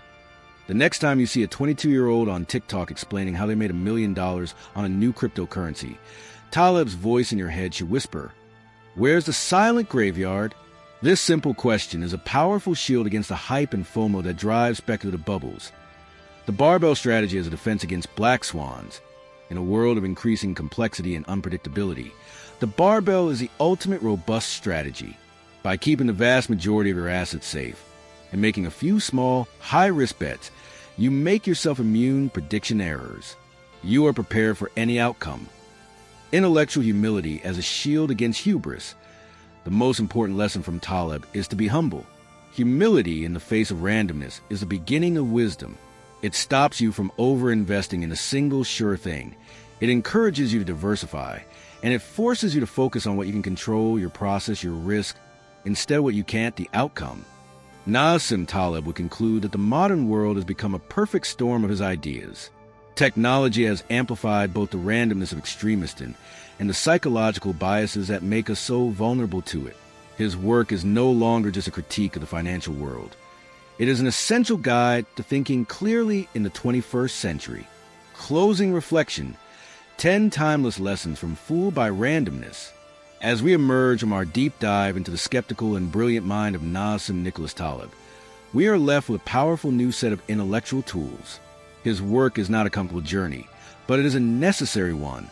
It strips away our most cherished illusions and forces us to confront the world as it is, a place governed by profound and often terrifying randomness. Let's distill his philosophy into 10 timeless lessons. Luck is the master of the universe. Especially in fields like finance, the role of chance is far greater than we admit. Do not be too quick to attribute success to skill, especially your own. A lucky fool is still a fool. Beware the silent graveyard. What you see is not all there is. For every celebrated winner, there are thousands of invisible failures. Actively correcting for the survivorship bias is essential for a realistic view of the world. Your brain is a deceitful storyteller. We are hardwired to create narratives to explain random events. Learn to be skeptical of these stories, especially the simple, clean, and emotionally satisfying ones peddled by the media. The past is not a reliable map to the future. The turkey problem, a long period of stability and success, does not rule out the possibility of a future catastrophe. Be wary of any strategy that relies solely on historical data for its claim of safety. Know if you are a mediocristan or extremistan. Most of what matters in life and finance happens in extremistan, where rare, extreme events dominate. You cannot use the tools and assumptions of the gentle, bell-curve world of mediocristan to navigate this wild territory. Focus on the consequences, not just the probabilities. A low-probability event is not a no-probability event. If the consequences of that event are catastrophic, you must protect yourself from it, no matter how unlikely it seems. Seek positive asymmetry. The barbell strategy, don't be a turkey, collecting small, steady gains while being exposed to devastating loss. Structure your affairs to have a limited, known downside and a massive, open-ended upside. Lose small, win big. Embrace intellectual humility. The beginning of wisdom is the admission of ignorance. True confidence comes not from pretending you can predict the future, but from building a strategy that is robust to your own inability to predict the future. Dignity is found in how you handle your fate. You cannot control random events, but you can control your response to them. Adopt a stoic mindset. Behave with courage, composure, and rationality, regardless of what luck throws your way. Demand skin in the game. Never take advice or forecast from someone who does not personally bear the consequences of being wrong. The most reliable information comes from those who have something to lose. So, how can you, the average investor, apply these profound and challenging lessons right now? It starts with a radical act of humility. Stop searching for gurus or systems that can predict the market. Accept that the future is fundamentally unknowable. This acceptance is not a weakness. It is the source of true strength. Next, adopt a barbell approach to your own finances. This is a practical way to put Taleb's philosophy into action. The safety bar, 85 to 90%, put the vast majority of your savings and investments into the safest, most boring assets you can find. This could be a portfolio of government bonds, or for a slightly higher risk tolerance, a globally diversified portfolio of low-cost index funds. This is your protection against a black swan. This is a capital you cannot afford to lose. The speculative bar, 10 to 15%, take a small, fixed portion of your capital and place it in high-risk, positively asymmetric bets. This is your fun money, and you must be psychologically prepared to lose all of it. This could be angel investing, a handful of speculative cryptocurrencies, or other ventures. This strategy is incredibly robust. It makes you immune to the turkey problem. No single event can wipe you out, yet you still have exposure to the life-changing gains that can only be found in the wild world of extremism.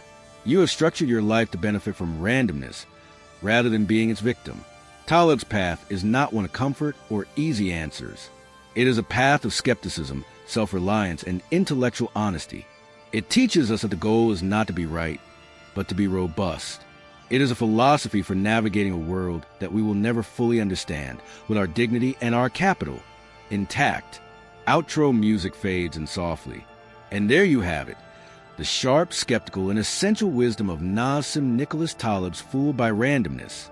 It is more than a book about finance. It's a guide to thinking clearly in a complex world. It's a powerful inoculation against the hype, the narratives, and the intellectual shortcuts that lead so many astray. We hope this deep dive summary has challenged your assumptions and provided you with a new, more robust framework for making decisions. The principles we've explored today are a timeless defense against our own worst mental biases.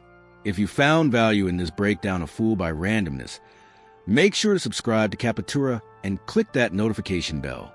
We're on a mission to bring you the world's most powerful financial wisdom chapter by chapter. And you won't want to miss what's next, because we're covering another classic that can completely change how you think about money and markets. Thank you for investing your time with us. Now go and be an intelligent investor. Music swells and then fades out. You are an expert financial educator and YouTube scriptwriter. Write a 12,000 to 15,000 word long-form YouTube script in English for my channel Capitura.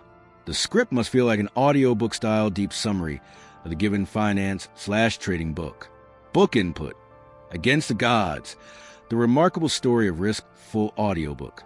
Book name, author name, Against the Gods, The Remarkable Story of Risk, Peter L. Bernstein.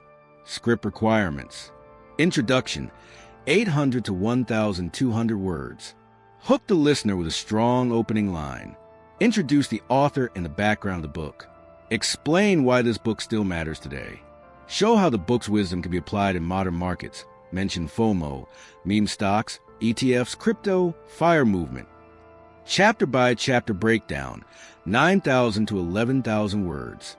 Summarize every chapter in detail, 800 to 1,000 word per chapter. Use clear, simple storytelling. After each chapter, add modern-day investing examples, Robinhood culture, Tesla hype, Bitcoin bubbles, passive investing, etc.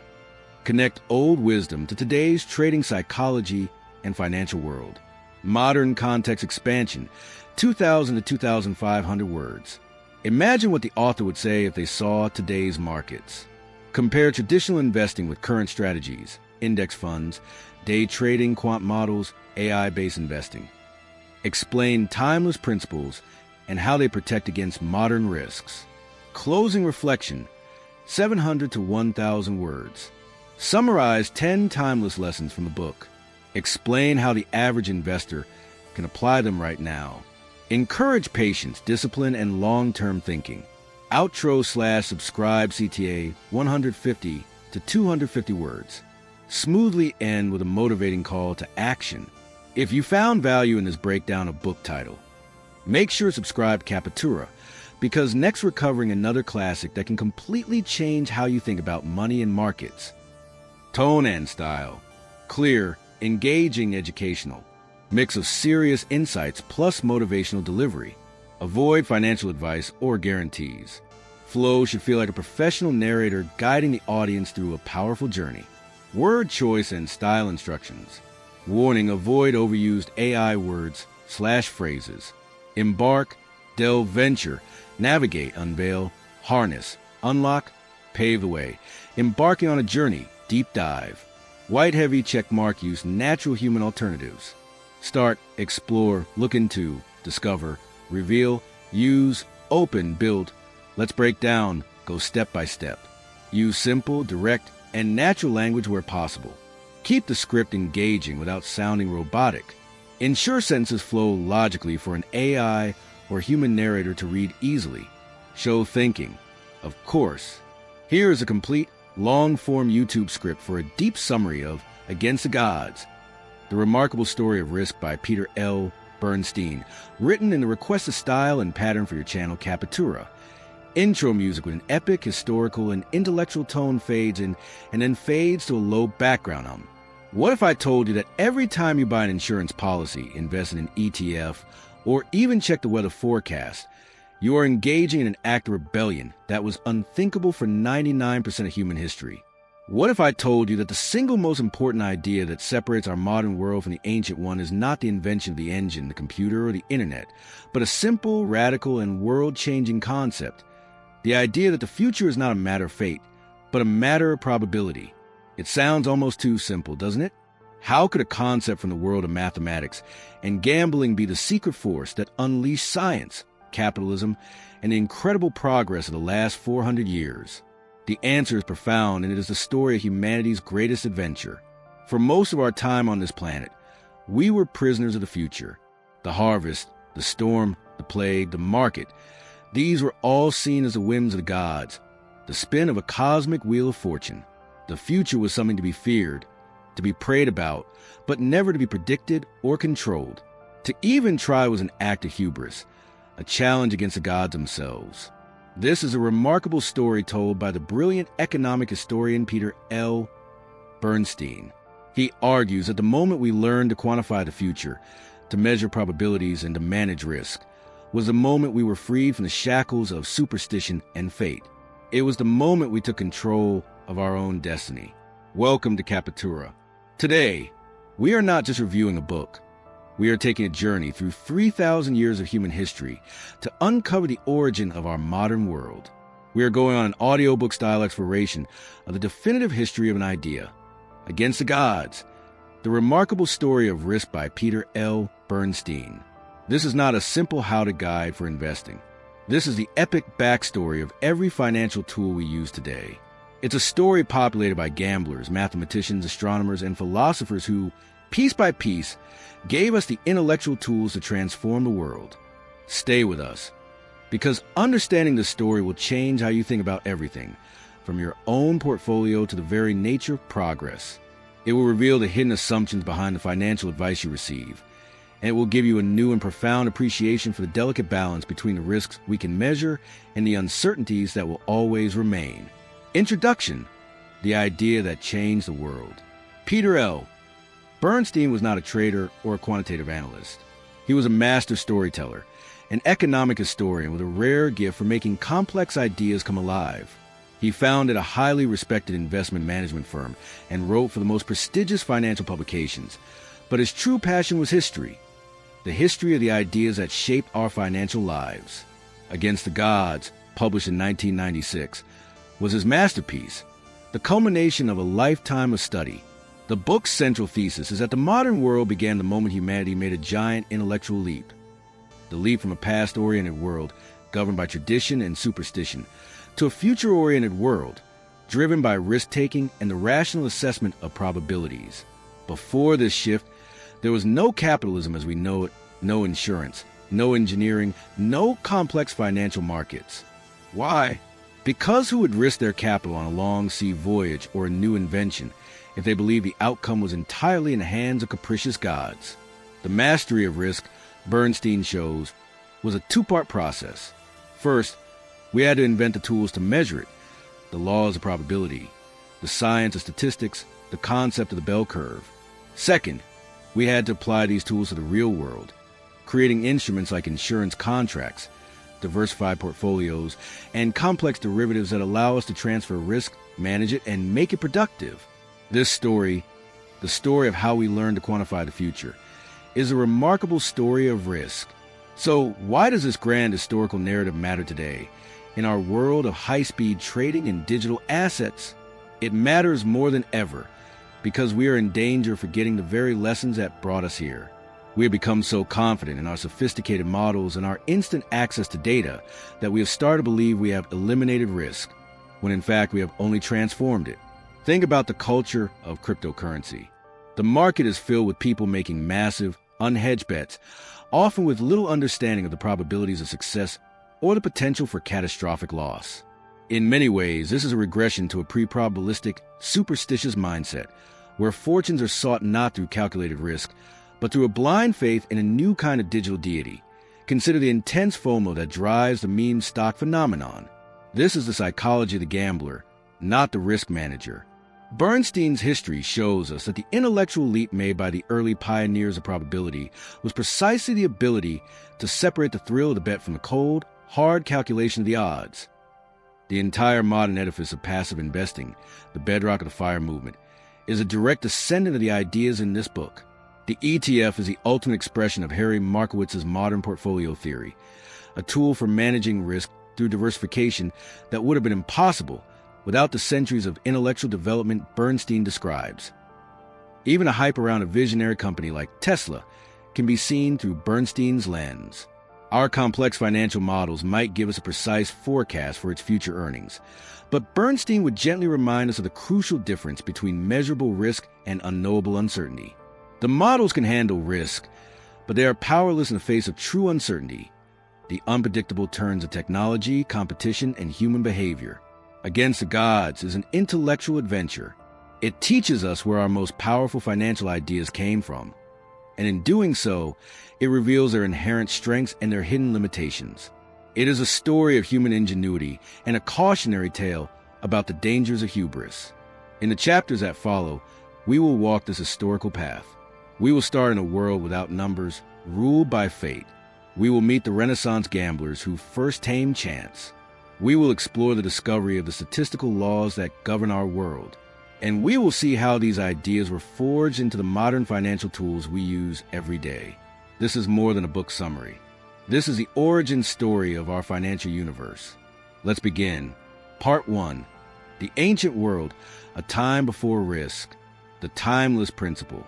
Bernstein begins his story by taking us back to a world that is almost alien to our modern minds, a world without risk management, because it was a world without a concept of future as something that could be managed in ancient Greece and Rome. And for 1,000 years thereafter, the dominant belief was that the future was not ours to know or control. It was a domain of the gods, of fate, of destiny. If a merchant ship sank in a storm, it was because Poseidon was angry. If a crop failed, it was a punishment from the heavens. Life was a cosmic lottery, and human beings were not the players. They were the chips. This mindset had profound consequences. It bred a sense of fatalism and passivity. Why innovate or take a calculated risk on a new venture when the outcome was ultimately predetermined by forces beyond your control? This is not to say people didn't gamble. They did, obsessively. But as Bernstein points out, gambling was seen as a way of divining the will of the gods, not as a mathematical exercise. The roll of the dice was a message from the heavens. The most fascinating part of this section is Bernstein's exploration of why this mindset persisted for so long. He identifies two major intellectual barriers that had to be overcome. The Hindu-Arabic numbering system. The ancient Greeks and Romans, for all their genius in geometry and philosophy, used a clumsy numbering system. Calculating something as simple as a long division was a monumental task. Without the elegant Hindu-Arabic system we use today, with its concept of zero and its positional notation, the complex calculations required for probability theory were simply impossible. The belief in a divine plan, the rise of monotheistic religions with their concept of an all-knowing, all-powerful God, paradoxically reinforced the old fatalism. If God had a plan for the universe, then try and predict the future with numbers was not just impossible. It was blasphemous. It was an attempt to read the mind of God. For thousands of years, these cultural and intellectual barriers held humanity back. We were living in a world of fear and superstition, unable to take the first step towards modernity, because we lacked the single most important tool, a rational way to think about the future. Modern takeaway. While we live in a scientific and data-driven age, the echoes of this ancient, fatalistic mindset are still with us, especially in the emotional world of investing. Consider the language people use during a market crash. They often describe it in terms that evoke natural disasters or divine retribution. It was a bloodbath. The market fell off a cliff. We were wiped out. This language reveals a feeling of powerlessness, a sense that the market is a chaotic, uncontrollable force of nature, much like an ancient Greek sailor's view of the sea. A Bernstein-trained mind, however, would see a crash not as an act of God, but as a statistical event, a 3 sigma move that, while rare, is a natural feature of the system. The culture of speculation in some corners of the crypto and meme stock worlds can also resemble a pre-probabilistic mindset. When people invest their life savings in a coin based on prophecy from an anonymous Twitter guru, or hold a stock based on a quasi-religious belief in its destiny, they are not engaging in risk management. They are appealing to a modern form of superstition. They are hoping for a message from the digital gods. Bernstein's opening chapters are a powerful reminder of how recent and how precious our rational understanding of risk truly is. It teaches us to be on guard against the pull of our own ancient, fatalistic instincts, and to consciously apply the tools of reason and probability to a world that will always tempt us with fear and superstition. Part 2. The Renaissance Breakthrough, the Gamblers of Genius, the Timeless Principle. The story of risk begins, appropriately enough, with a gamble. Bernstein transports us to Renaissance Europe, a world fizzing with new ideas, new commerce, and a new spirit of humanism. It is in this environment that the first cracks in the old fatalistic worldview begin to appear.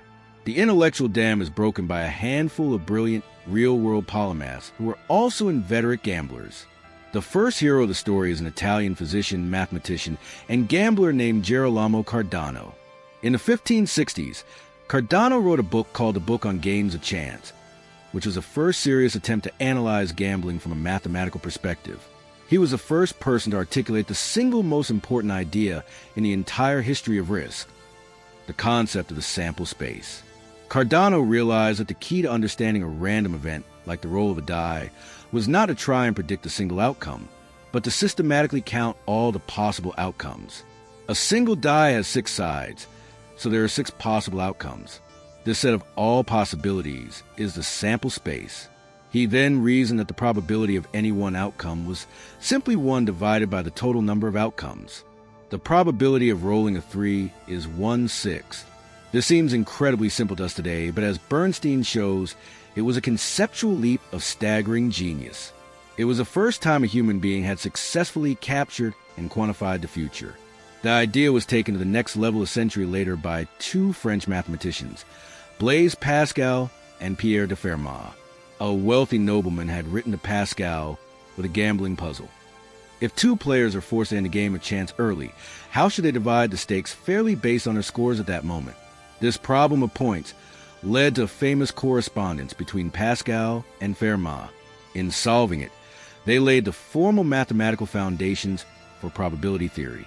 They proved that by systematically mapping out the sample space of all possible future outcomes, you could calculate the precise probability of any event and make rational decisions based on those calculations. This was the rebellion. This was the act of defiance against the gods. Pascal and Fermat had proven that the future was not an unknowable mystery. It was a landscape of probabilities that could be mapped, measured, and navigated with the tools of human reason. The door to the modern world had been kicked open. Modern takeaway. The breakthrough of Pascal and Fermat is the intellectual origin story of the entire modern financial world. But its lessons are often forgotten by the very people who play the game today. The world of sports betting and online poker is a direct application of their work. Professional bettors do not try to predict the winner of a single game. They build statistical models to determine the true probability of a team winning, and then compare that to the odds offered by the bookmaker. They are looking for a probabilistic edge. This is exactly how a professional trader should think, but often doesn't. Consider the amateur trader who gets into options trading via the Robinhood app. They buy a short-dated, out-of-the-money call option on a hot stock. They are making a bet on a single outcome, a sharp upward move in a short period of time. But have they calculated the sample space? Have they considered the probability of the stock going down or staying flat? Have they calculated the implied volatility? To see if the option is statistically overpriced? Almost never. They are gambling like a pre-Cardano ancient, hoping for a single lucky outcome, rather than thinking like a post-Pascal professional who analyzes the full range of probabilities. Even in the crypto world, the concept of the sample space is a powerful tool. Before investing in a new project, a rational investor should ask, what are all the possible outcomes here? The project could be a 100x success.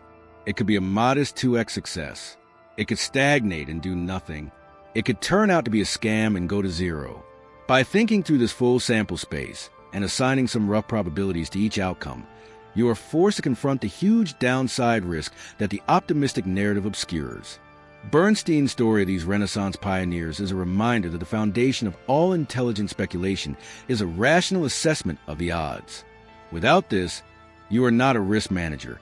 You are simply a gambler praying to the gods of the market. Part 3. The Age of Measurement. Taming the Randomness. The Timeless Principle. Once the door to probability was open, an army of brilliant minds rushed through, creating the tools we still use today to measure and understand the world. Bernstein guides us through this intellectual explosion, focusing on a few key figures who gave us the ability to find order in the apparent chaos of random events. The first is the remarkable Bernoulli family, a Swiss dynasty of mathematicians. It was Jacob Bernoulli who, in the early 1700s, gave us the law of large numbers. This law is the foundation of the entire insurance industry and much of modern statistics. It proves mathematically that as you increase the size of a sample, the average result will get closer and closer to true expected value.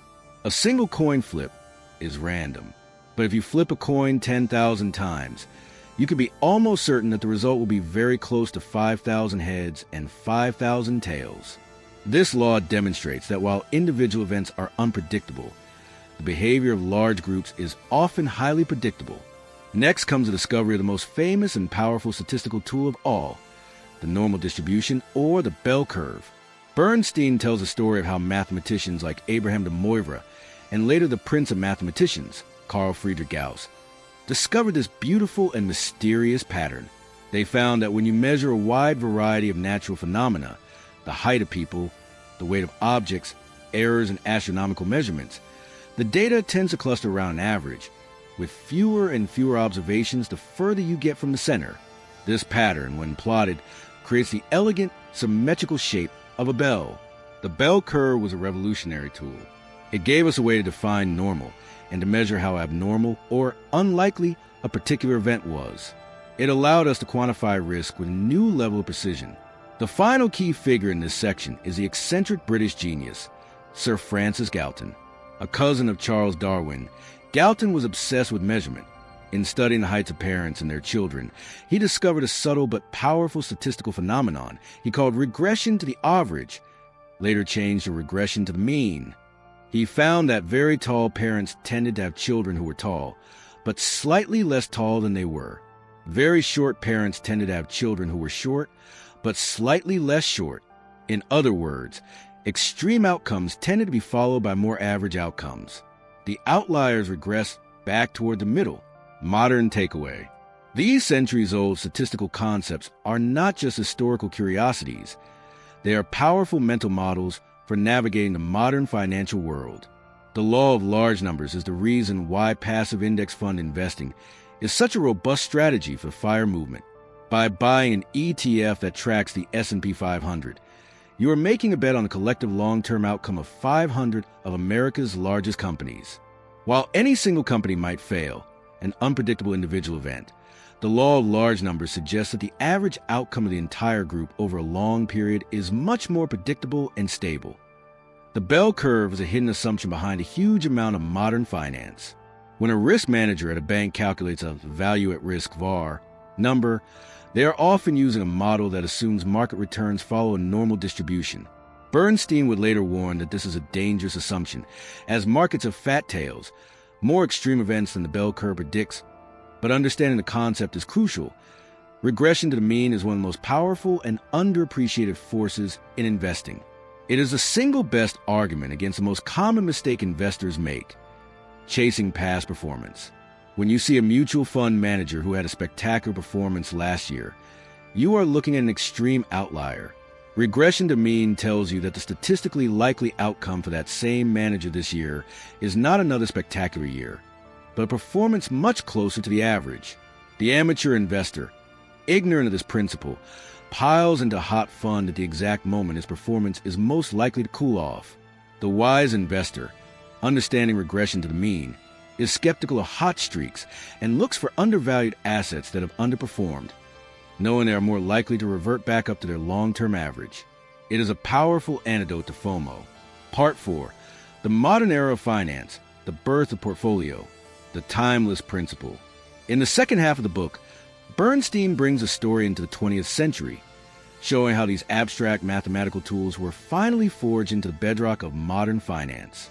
The central challenge had always been how to apply these ideas to the stock market, a place that seemed far too wild and unpredictable to be tamed by statistics.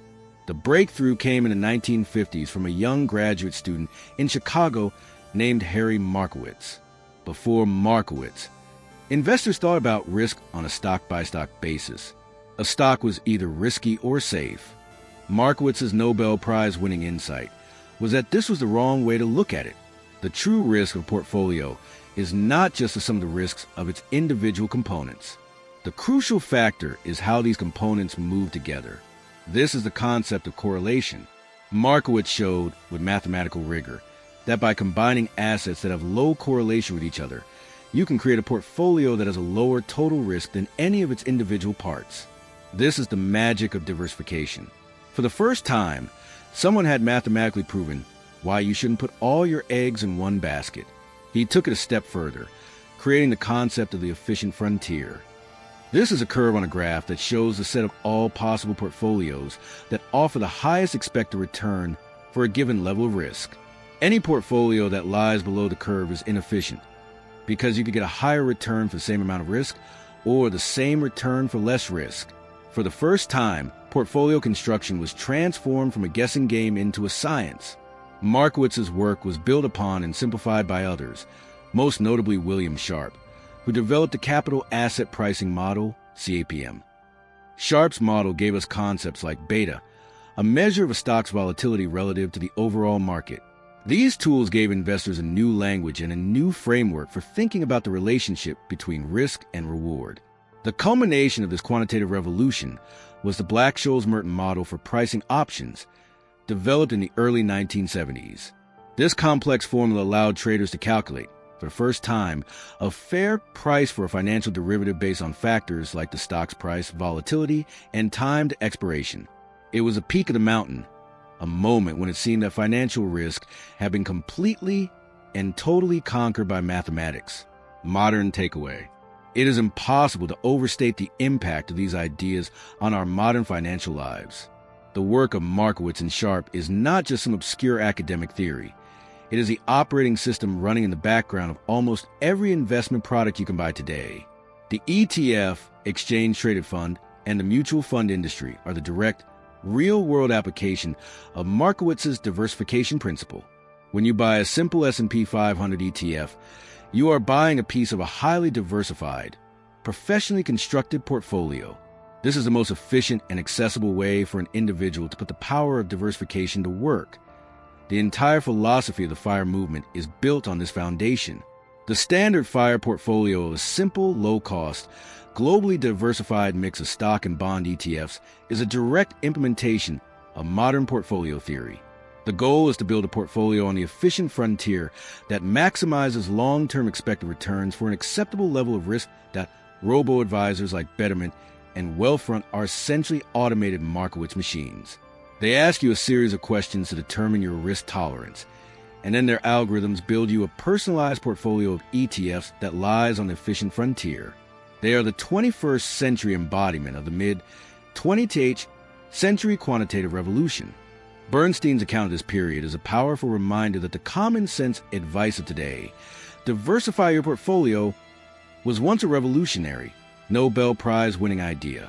It teaches us that the safest and most effective way for most people to manage the inherent risks of the market is not to try and outsmart it, but to use the powerful and proven tool of diversification to harness its long-term power while protecting against the failure of any single component. Part 5. The limits of the machine, the human factor, the timeless principle. Just as it seems that the story has reached its triumphant conclusion, that humanity has finally conquered risk with its powerful computers and elegant equations, Bernstein introduces a dramatic plot twist. In the final section of the book, he steps back and asks a crucial question. What if we become too confident? What if our beautiful models have blinded us to a deeper, more unpredictable form of risk? He reminds us of the crucial distinction made by the economist Frank Knight between risk and uncertainty. Risk is what exists when we know the full range of possible outcomes, and we can assign a reasonably accurate probability to each one. This is a world of a roulette wheel, an insurance table, and, to some extent, a diversified portfolio. Risk is measurable and manageable. Uncertainty is what exists when the range of possible outcomes is unknown, and we cannot assign any meaningful probability to them. This is a world of black swans, of wars, technological revolution, financial crises, and pandemics. Uncertainty is immeasurable and unpredictable. Bernstein argues that the great danger of the quantitative revolution is that it has made us believe that all future events belong in the category of risk, when in fact, the most important events often belong in the category of uncertainty. Our models, which are built on the historical data of a world of risk, are often useless in the face of true uncertainty. To explain why we are so prone to this overconfidence, Bernstein turns to the groundbreaking work of two Israeli psychologists, Daniel Kahneman and Amos Tversky. Their work on behavioral economics, for which Kahneman will win a Nobel Prize, prove that human beings are not the rational, calculating machines that the financial models assume we are. Our brains are riddled with systematic biases that lead us to make irrational decisions, especially when faced with risk and uncertainty. Loss aversion. We feel the pain of a loss about twice as strongly as we feel the pleasure of an equivalent gain. This makes us irrationally risk-averse when it comes to locking in a loss. Anchoring. We tend to anchor on the first piece of information we receive, even if it's irrelevant. Overconfidence. We systematically overestimate our own knowledge and our ability to predict the future. Bernstein concludes his epic story with this cautionary note. While we have come an incredibly long way from the fatalism of the ancient world, we must not fall into the modern trap of scientific hubris. We have powerful tools for managing risk, but we must never forget that we are still human. Our emotions, our biases, and the fundamental uncertainty of the future will always be with us. The ultimate challenge is not to eliminate risk, but to learn to live with it, to respect its power, and to make intelligent decisions in a world that we will never fully understand. Modern takeaway. Bernstein's closing warnings are more relevant today than when he wrote them. The last 2 decades have been a series of powerful and often painful lessons about the limits of our models and the power of uncertainty. The 2008 global financial crisis was a direct vindication of Bernstein's thesis. The world's largest banks were using sophisticated risk models that told them their portfolios of mortgage-backed securities were safe. They mistook a world of radical uncertainty for a world of measurable risk.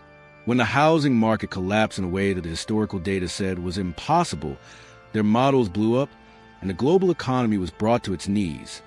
The flash crashes and other moments of extreme volatility that have been amplified by algorithmic trading are another example. Our systems are so complex and interconnected that they can produce emergent behaviors that no single model can predict. This is true uncertainty.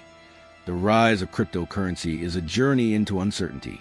What is the true value of Bitcoin? What will its role be in the financial system in 20 years? No one knows. There is no historical precedent. It is an exercise in navigating a world of radical uncertainty, not measurable risk. The behavioral biases described by Kahneman and Tversky are on full display every day in the Robinhood and meme stock culture. Loss aversion is what causes a trader to hold a losing stock all the way to zero, because the pain of realizing the loss is too great. Overconfidence is what leads a novice trader to believe they can outsmart the market after a few lucky wins. Bernstein's final chapter is a plea for humility, a quality that is in very short supply in the euphoric and often arrogant world of modern retail speculation. It reminds us that the most important risk to manage is the one that lives between our own ears. Modern context expansion. What would Peter Bernstein say today? If Peter Bernstein, who passed away in 2009, were to witness our current financial landscape, he would see it as a thrilling and terrifying real-time experiment in the very ideas he spent his life studying. He would be amazed by the progress, but also profoundly concerned by our collective amnesia about the history and nature of risk, the tools of the trade, AI, big data, and illusion of certainty. Bernstein would be fascinated by the rise of AI and big data in finance. He was a champion of using quantitative tools to make more rational decisions, and he would see AI as the next logical step in that journey. The promise of AI. He would appreciate the ability of AI to analyze vast data sets and identify subtle correlations that are invisible to the human eye. He would see its potential to create more efficient portfolios, to price risk more accurately, and automate disciplined investment strategies. The peril of AI, however, he would be the first to issue a powerful warning. He would argue that AI is the ultimate black box, and that our reliance on it could lead to an unprecedented level of intellectual hubris. He would relentlessly ask the tough questions. What are the assumptions built into the algorithm? Is it trained on historical data that might be irrelevant in the future? What happens when two AIs, trained on similar data, react to a new event in the same way, creating a catastrophic feedback loop? He would warn that AI does not eliminate uncertainty. It just hides behind a more complex and opaque layer of mathematics. He would fear that we are building a new generation of financial gods, whose logic we do not understand, and whose actions we cannot predict. The modern strategies, index funds versus day trading. Bernstein's historical perspective provides a clear verdict on the dominant investment styles of our time. He would be a passionate and unwavering champion of index funds. In fact, Bernstein was one of the earliest and most influential advocates for passive investing, and he wrote the foreword to John Bogle's classic book on the subject. He would see the low-cost, diversified ETF as the pinnacle of the story he told in Against the Gods. It is the democratic fulfillment of Markowitz's Nobel Prize-winning work, a tool that allows any individual investor to harness the power of the market while managing risk in a sophisticated and proven way. He would see the success of the FIRE movement, built on this foundation, as a triumph of rational, long-term risk management. Conversely, he would view the modern culture of day trading and speculation in meme stocks and cryptocurrencies as a tragic and dangerous regression. He would see it as a collective forgetting of 400 years of intellectual progress, a return to superstition. He would argue that when people make all-or-nothing bets based on a social media narrative or a gut feeling, they are rejecting the very essence of probability theory. They are behaving not as rational risk managers, but as ancient gamblers praying for a lucky roll of the dice. The rejection of diversification. The YOLO culture going all in on a single, high-risk bet is a direct repudiation of the most powerful risk management tool ever invented. He would see it as an act of profound intellectual folly. Ignoring the base rates, he would point out that the historical probability of any individual day trader achieving long-term success is infinitesimally small. By choosing to play that game, they are ignoring the fundamental lesson of the last 4 centuries. You must understand the odds before you place your bet. Timeless principles as a shield against modern risks. In a world that is more complex, volatile, and uncertain than ever, Bernstein's grand narrative provides the ultimate intellectual shield, history as an antidote to hubris. The single greatest lesson from Against the Gods is that we are not the first generation to believe we have conquered risk. Every generation develops new tools and new models and becomes convinced that this time is different. Bernstein's historical perspective provides the humility to know that this time is probably not different. We are still human, and the future will always have the capacity to surprise us. Diversification as a defense against uncertainty. You cannot predict the next black swan. You don't know which industry will be disrupted, which country will face a crisis, or which currency will collapse. The only rational response to this fundamental uncertainty is diversification. A globally diversified portfolio of stocks and bonds is the only strategy that acknowledges the full range of what the future might hold. Understanding behavioral bias as a shield against yourself. Bernstein's emphasis on the work of Kahneman and Tversky is his final, crucial lesson. In an age where our phones are constantly trying to trigger our worst instincts, our fear of missing out, our loss aversion, our overconfidence, the awareness of these biases is our last line of defense. By understanding how our minds are flawed, we can create systems and rules to protect ourselves from our own worst enemy. Peter Bernstein would conclude that we are living in a paradox. We have the most powerful risk management tools in human history at our fingertips: the ETF, the computer model, the global network of information. Yet, we are also surrounded by the most powerful temptations to abandon reason and regress to a state of pure, superstitious gambling. His book is a timeless plea to choose reason over superstition, to choose discipline over impulse, and to choose the humble, intelligent management of risk over the arrogant and fatalistic worship of the gods of chance. Closing reflection, 10 timeless lessons from Against the Gods. As our long journey through Peter Bernstein's epic history comes to an end, we are left with new and powerful perspective. We see that our modern financial world is not an accident. It is a product of a centuries-long intellectual struggle to understand and manage the future. The story of risk is the story of human progress. Let's distill this remarkable narrative into 10 timeless lessons. The mastery of risk is the engine of progress. The ability to define the future in terms of probabilities and take calculated risks based on those probabilities is the single idea that unleashed the modern world of capitalism, science, and technology. The future is a range of possibilities, not a predetermined fate. The revolutionary leap was to stop asking what will happen and start asking what could happen and what are the odds of each outcome. This is the beginning of all rational decision-making. Diversification is the most powerful tool of the risk manager. As proven by Harry Markowitz, a diversified portfolio is more than just the sum of its parts. It is the closest thing we have to a free lunch in finance, allowing us to reduce risk without necessarily sacrificing return. Regression to mean is a law of financial physics. Extreme outcomes tend to be followed by more average outcomes. The star performer yesterday is rarely the star performer of tomorrow. This principle is a powerful antidote to the dangerous habit of chasing past performance. Distinguish between measurable risk and unknowable uncertainty. Our mathematical models are powerful for dealing with the world of risk, where probabilities are known, but they are useless in the face of true uncertainty, the world of unpredictable, game-changing black swan events. Our brains are flawed risk calculators. We are not rational beings. We are driven by powerful emotional biases like loss aversion, overconfidence, and the herd instinct. The first risk you must learn to manage is the risk of your own irrational mind. The past is an imperfect guide. History is essential for perspective, but it is not a perfect map of the future. The most dangerous risks are often the ones we have never seen before. Beware the hubris of the turkey. Overconfidence in our models is our greatest danger. Every financial crisis is a story of people putting too much faith in their risk management models. The models are tools, not oracles. Human judgment and humility are irreplaceable. Risk and reward are inseparable. The story of risk is not about eliminating risk, which is impossible. It is about understanding that taking calculated, intelligent risks is the only way to achieve progress and generate rewards. The goal of risk management is freedom.